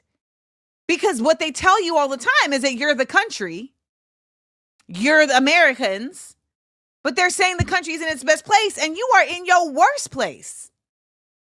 You're literally in process of losing your entire business. You're in process of losing your home. You're in process of losing your life because you can't afford medication. I just wonder in the minds of those people how they make this make sense. The truth is also those people do not watch the actual thing in real time. They end up watching clips, right? They end up watching Fox News or Newsmax tell them what is being said. And the level of disingenuousness that you have to be steering an entire audience to their death is scary to me. I mean, they've been doing it, but it's scary to me. Then you have interest convergence, right? So you have maybe then the people who do watch and say, well, he might be saying all of that, but I ain't with it. And then, like Dr. Thrasher was saying, there's the on-ramps to change. And I know that there are folks that are like, well, I'm not going to connect with, and I'm not going to talk to, and I'm not going to do anything. And I can't really argue that because you get to do whatever you want to do. But I will say this, there is interest convergence in saying, well, if they're taking this from y'all and they're taking that from us, the thing here that is the common denominator is them, not you and me. So they're the problem. And is there any value in us figuring out how to converge our interests of getting what we need from them? And what does that look like? Interest convergence can feel like a certain level of compromise to some people. And it can feel like maybe like betrayal to some people, like betrayal to their values. And I think, of course, there is a limit to where that definitely encroaches upon and goes over the edge. I also do believe, though, that we are in a very different time. And I think when I see people say things like, I didn't watch that last night, I didn't do this, I didn't do that, I don't know that I feel confident that whatever your previous practices and engagement with government were, you can no longer afford to do. If your effort and your practice in the past was to turn your head, was to bury your head in the sand, was to say, I can't take this because it affects my mental health, etc. I don't consider that to continue to be a way of protecting yourself. I think that actually is a counterintuitive measure to your self-protection. I think at this point, you not knowing what's coming, I think you playing the distraction game versus perhaps the revitalizing game, right? So I think there's something to that. There's something to saying like, I'm going to watch as much of this as I can. And then for the parts that I don't get, I'm going to get my further information from that. And then I'm going to revitalize myself. I think there's something valid in that. I know that that's what we try to do here at the AmandaLand. You know, at Views from AmandaLand, I try to have this be a space of revitalizing, right? It's a place to convalesce after the terribleness. But the other part, and this is the part that had me angry when I got on the show today, is the real scam of the Democrats And I know that people are like, why do you always talk about the Democrats? And I think it's because I genuinely at this point, like, I take it personal that I really thought they were something that they weren't because they had convinced me of that. Like, I was played. And now that I know better, I feel like I just want to have a bullhorn to yell to anyone who will listen, don't get scammed like me. Don't get scammed like me. Because watching the Democrats last night in contrast to the Republicans, I don't know if there's somebody at the helm of them telling them what to do. I don't know if this is their cohesive thinking, but it seems as if they're like, we're going to be the opposite of them, and that their version of the opposite is to do less. That's what that feels like when you decide we're going to not even, some of us are going to wear pink, right? Some of us are going to wear pink. Some of us are going to have bingo paddles, right? Some of us are going to applaud. Some of us are not going to applaud. I don't know what's clear when I'm watching this is that, okay, they have all decided that they are MAGA and y'all are not a cohesive party. That's what that says. And if that is the case, can you hurry up and splinter? Because you are 1000% contributing to the demoralizing of people watching this. I promise you. As somebody who doesn't even believe in the Democrats, I was disgusted. First of all, shout out to Representative Al Green. Okay? So Representative Al Green was up there from jump and was like, this is a freaking problem. I'm going to heckle this man like I'm at a comedy show, and I'm going to have a problem with it. Which, after watching this setup of Democrats in random pink and blue, oh my God, it's like, okay, great. We're happy to see this. We're happy to see this. And I was very happy to see Representative Al Green basically show folks like, I'm not gonna go quietly.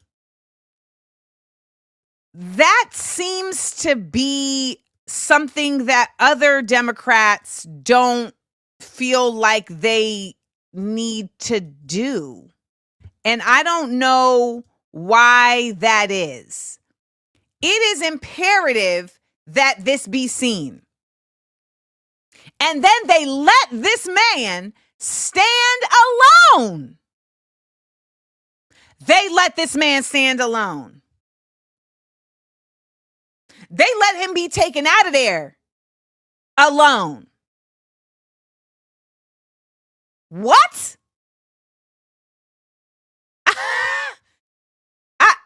I was so irritated. So by the way, y'all could call his office and give him a thank you.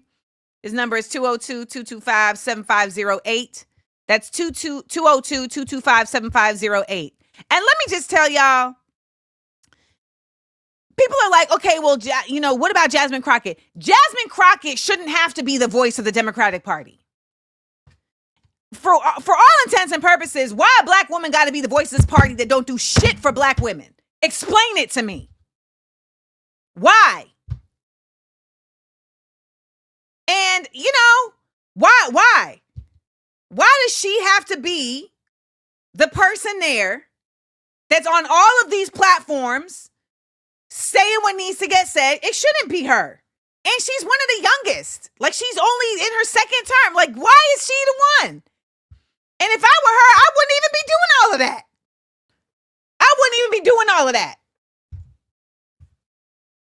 They lucky she doing all of that. But she really shouldn't have to be the one doing all of that. And and what's concerning to me, though, is that her being the one doing that ends up continuing to push a narrative that the Democratic Party is the home for black women, and it is not. It is not. The Democratic Party is taking corporate dollars in the same way. The Democratic Party is taking AIPAC money in the same way. The Democratic Party has never, ever made any direct initiatives to Black women specifically. So I don't know why we all decide that we are the Democratic Party. I will never forget Joy Reid speaking about being a Democrat as if it was a personality trait. Where are the Democrats when Joy Reid got her show taken away from her? Was there a statement? Let me know, because I didn't see one, but let me know. Let me know.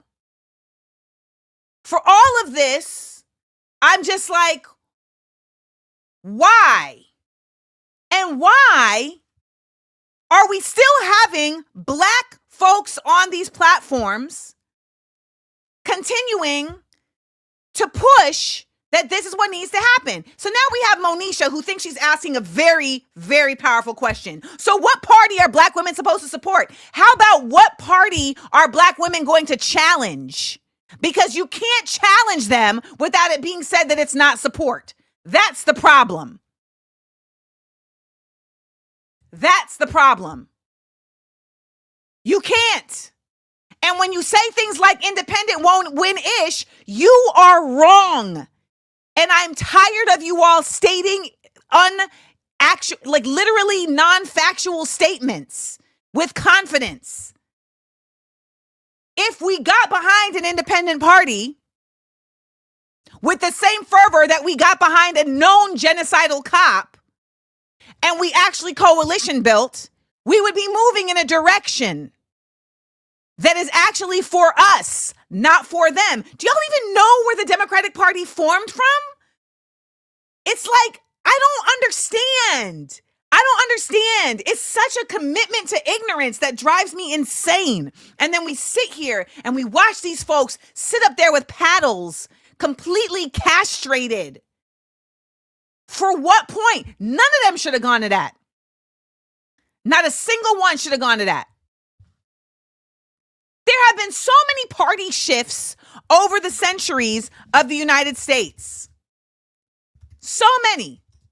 And the fact that you all seem to think that just because this is the only two you ever known is that the only ones that exist is silly. There was the Federalist Party. There were the Dixiecrats. There was a Democratic Dash Republican Party. Like, you don't know what you're talking about. Stop talking about what you don't know. Stop being defeatist and trying to convince other people to go along with you, when the reality is we need to be convincing each other that we are the party. The people are the party. The people are the party. Democrats raised $1 billion and you didn't see none of it. You gave them people your money like you give the church your money and you still ain't seen the building fund build nothing. Like, that's where we are. That's where we are. Y'all, so many folks have traded believing in an actual spiritual power with believing in a political power. That's where we are. That's where we are. And so much of this is simply because these folks ended up passing laws after Black people put their lives on the line. Not because they were morally and ethically right to do so. No, they did it just because Black people had made their lives so uncomfortable that they were like, oh, fine. Fine.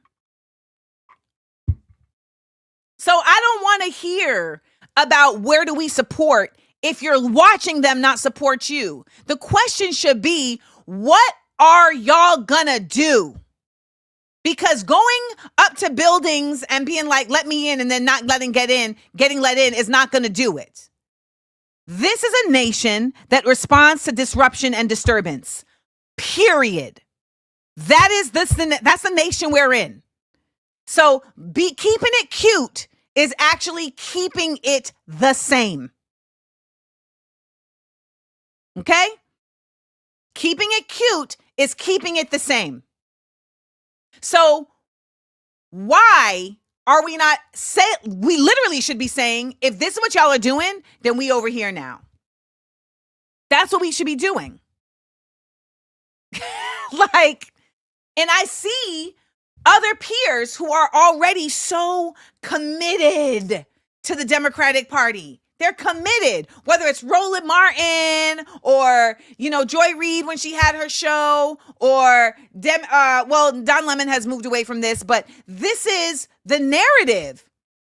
Bakari Seller, this is the narrative. Angela Rye, this is the narrative, to be really about the Democrats. And I think in their best heart of hearts, they're like, well, I'm about the Democrats because that's what we've got, and we got to do our best with what we've got. And what I'm saying is we need to do our best to know what we really got. And we don't have the Democratic Party. But we also don't have each other's back. As Black folks, we don't have each other's back. Then people threw me under the bus because I was saying, hey, y'all ain't gonna win doing this like this. We don't have each other's back. It was actually a really great example yesterday of having David Johns on the show, of seeing discourse, or at least giving space to the fact that, like, David and I do not have the same political views when it comes to Democrats, which he verbalized and which I verbalized. That doesn't discount his knowledge in the very area that we were talking about. That doesn't discount his experience within the space. That doesn't demerit his validity as a Black man who has always been for Black people. And I was really glad that we could demonstrate that yesterday, because not enough of that is happening to protect a political party. Are you crazy? That is beyond my scope of comprehension. To protect a political party. And what that says to me then is that that means that there's got to be an element of that is about protecting capitalism. Because there's no reason why anyone should look at someone like me or Saul Williams or Dr. Mark Lamont Hill and say, you're not for Black people because you don't support Democrats blindly. That's just not, that's invalid. I wish we could come together the same way that me and David came together yesterday to have real conversations about how we actually help each other, right? And have real conversations about where our blind spots are. The only reason I got to being radical is because I was willing to have conversations about my blind spots, and I was not always willing to have conversations about my blind spots. I was right there with the Obama, and I was definitely blocking folks that had something to say about Obama. Absolutely. And over time, and over my own, self-exploration of my own values and my own spiritual awakenings, etc., I said, I need to make sure that I am opening my mind. And that's something that Afeef was talking about, right? Opening your mind and your heart to understanding, well, wait a minute now. Let me hear what you're saying. And using that knowledge and using that I'm not on Twitter, so I don't need to unblock you. Using that knowledge and using that information to really check on my blind spots. And those blind spots showed me, ooh, baby. I'm seeing people talk about the midterms. Why do y'all think that there is going to be midterms? Please tell me. Why do y'all think there's going to be midterms? I mean, if there are, I hope I'm wrong. Robert Reed said, unity for the sake of unity is a unity destined to fail because it's not built on anything. What are your core political interests and organize around that? Unity for the sake of unity. Unity is the word there that doesn't work for me. Unity is not necessarily coming to the table. You can come to the table and say, all right, let's sit at the table together. That doesn't mean we have locked arms. That doesn't mean that we're walking through the streets together, but we're coming to the table. And I feel like that is a very real necessity. Let's come to the table and break bread from the basics of they're not us. And until we do that, we're not going to really see nothing. Okay? Until we do that, we're not going to see nothing. Now, I still see this person in the chat who wants so badly to be right. And she wants so badly to believe in this system. Good luck, sis. Good luck. I'm not saying this stuff to get clicks. I'm not saying this stuff to be a contrarian. I'm saying this stuff because we are in a crisis, and believing things that are not real only lessens our ability to make actual thought out intentional decisions for our safety. That's why. So, you know, there may be primaries in Wisconsin and so forth, but if you really think that these people are going to set themselves up to possibly lose power, you're bugging. And thank you, Tiffany. That's the word. Unify, not unity. Great. Unify, meaning we're all coming together to have an interactive thought process and constructive activity. Like, that is real. But the only way that it works is if we have a unified consciousness that capitalism is harmful to us and that the two-party system doesn't work for us.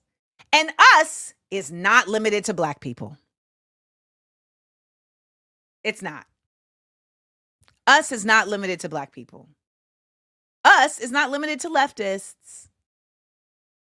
I want to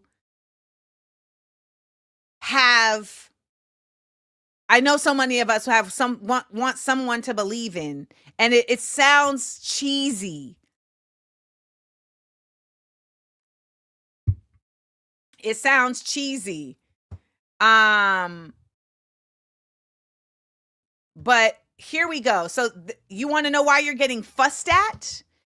Like, why are we getting fussed at? I know I'm late, but I was hoping to talk about what happened last night, and now you mad because other people doing what they doing. Can't you just do what you're doing? Rolando, please block her. Block her. Get her out of my chat.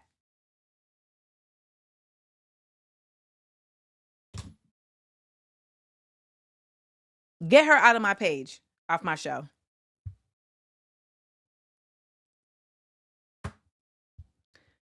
Thank you, Rolando. I appreciate you. The fact that she thought she was being fussed at is, again, centering of the ego.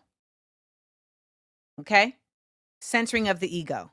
Now, what I do appreciate is that Monisha did say something that I completely agree with, and I'm glad to hear you say this, that just Black people unifying is not sufficient. And that is 100%. And Reese comes through again. We have to be worldwide and unifying our collective consciousness. Okay? And part of that means, like Afeef said, you cannot be the whole center. You can't. You have to understand that community is inconvenient, and that inconvenience is not just about time. That's also about okay, I don't like Roland Martin. I don't like Tiffany D. Cross. I don't like Angela Rye. They are still a part of the community that I am a part of. A community that has a lot of knowledge about Black people, a community that has a lot of love for Black people, a community that has a lot of interest in how the politicization of Black people affects Black people. I don't need to like them. It doesn't matter. It's irrelevant. I don't need to like them. I need to be able to speak to them on a clear, genuine plane about what we do on these platforms that is either harmful or helpful to our people. That is community. Your family. You don't gotta like your family. But there are times where you're going to have to deal with your family because you're intertwined. Community is inconvenient. Community is inconvenient. Now, that doesn't mean I want to like party with them. That doesn't mean I want to spend like revelatory hangout time with them, but that's not what we're talking about. It's not what we're talking about. What we're talking about is how do we actually get our heads wrapped around the multi-pronged approach to saving ourselves. And when I see, just using myself as an example, the effort that is made to disenfranchise someone like me from the Black community, if I'm not echoing what the mainstream Black community is saying is the thing, that says to me like, oh, we don't value you or anyone who thinks like you, so we don't need you. And if you're completely devaluing folks who are 100% committed to the Blackness and to the Black community and saying they don't matter, then how really committed are you? Because you're literally thinning your ranks. And when I see Democrats, I look at them and I say, you don't care about nobody but corporations, because you've been making a practice of thinning your ranks. And last night was the nail in the coffin for that. Last night was Democrats showing we don't have a plan. We are not about fighting. And we are completely tone deaf on the noise that is happening in this room that we should be responding to. Yeah.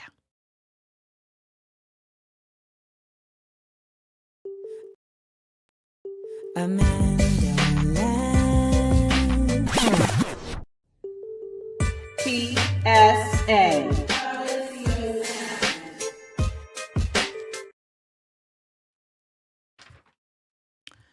So I woke up last night, and I woke up at literally 4:30 a.m. and I leaned over, got my phone, and started singing. It's FOFO season, and I suggest. I even had my mouth guards in. Shout out to all my TMJ. Shout out to all my TMJ warriors. But I wanted to sing what I wrote for y'all. We've been hearing a lot about FOFO season, F around and find out. And I wrote a little song about it. It's FOFO season, have you heard? Whole lot of lessons gonna get learned. Whole lot of lives gonna shift. Trying to figure out what to do with this. It's FOFO season, have you heard? Whole lot of folks gonna get hurt. Whole lot of lies gonna get told. Is you gonna be so bold to stand up and admit that you was going along with it? To stand up and speak the truth, that you thought it wasn't gonna affect you. It's FOFO season, and there's gonna be a whole lot of grieving. Not just for your family, but for what you believed in this country. Not just for you and me, but for what you believed was democracy. It's FOFO season.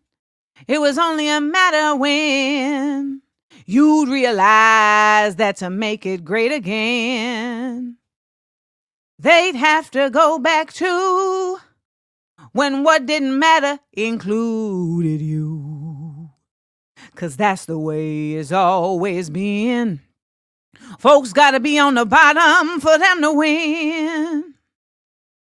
doesn't mean they had to be red or black. Baby, you was always a part of that. It's FIFO season, and I suggest we all try our best to find out what we never knew about what we're willing to do. It's FIFO season. Here we are.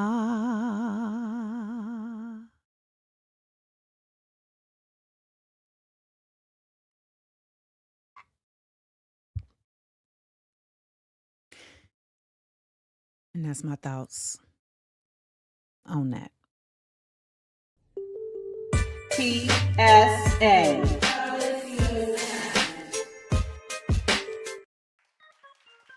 Hey. What a show.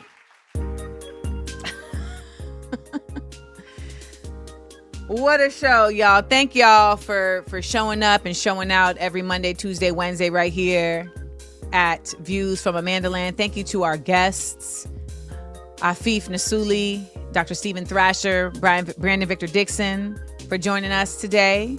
I appreciate them so much for sharing their knowledge, their hearts, their laughs with us. Thank y'all for dropping them supers. You know what I'm saying? It means so much to me that y'all support and show your love. It's been a time, boy. It's been a time, and it's going to continue to be a time. You know what, Mark? I didn't even see that he was here in the chat.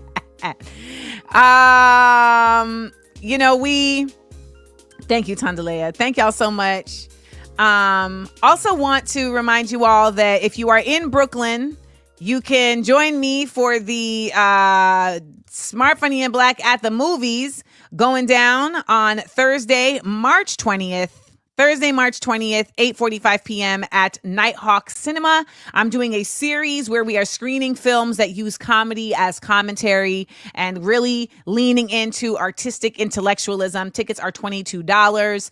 Come through and support. I'll also have some merch there for sale. So if you missed out on getting a Harriet Tubman pin or something, then you can do that. And if you're not here in New York and you're trying to get a Harriet Tubman pin, well, we be in this chat all the goddamn time. So you can ask somebody in this chat, if you in New York, can you be a part of collective community, and I will send you the money and you can send it to me.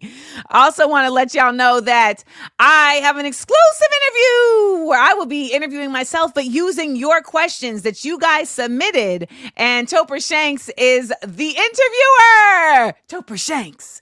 And this is really exciting. I'm really proud of this because it really came out really dope. And it's going to be premiering March 8th on Patreon. Now, the beauty of it is that you don't have to be a Patreon subscriber on a monetary level. You can be a free subscriber and still get access to the interview. So hopefully you guys will show up and show out and show your love by subscribing to my Patreon so that you can get your access to watch the exclusive Topher Shanks, Topra's Tete-a-Tete interview with me, yours truly, Amanda Seales, premiering this Saturday.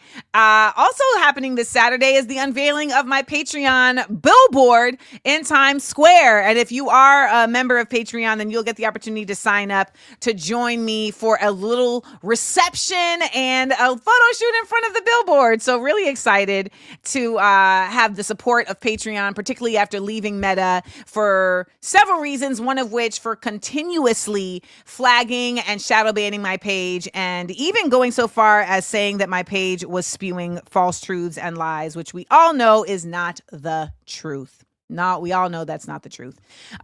This has been a heavy show, if I say so myself.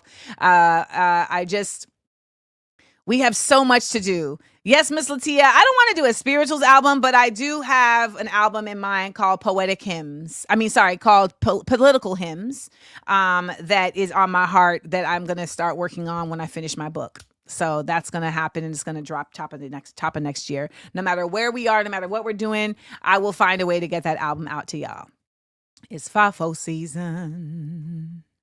Have you heard? It's time for 60 seconds of... It's time for 30 seconds of stillness. 30 seconds of stillness.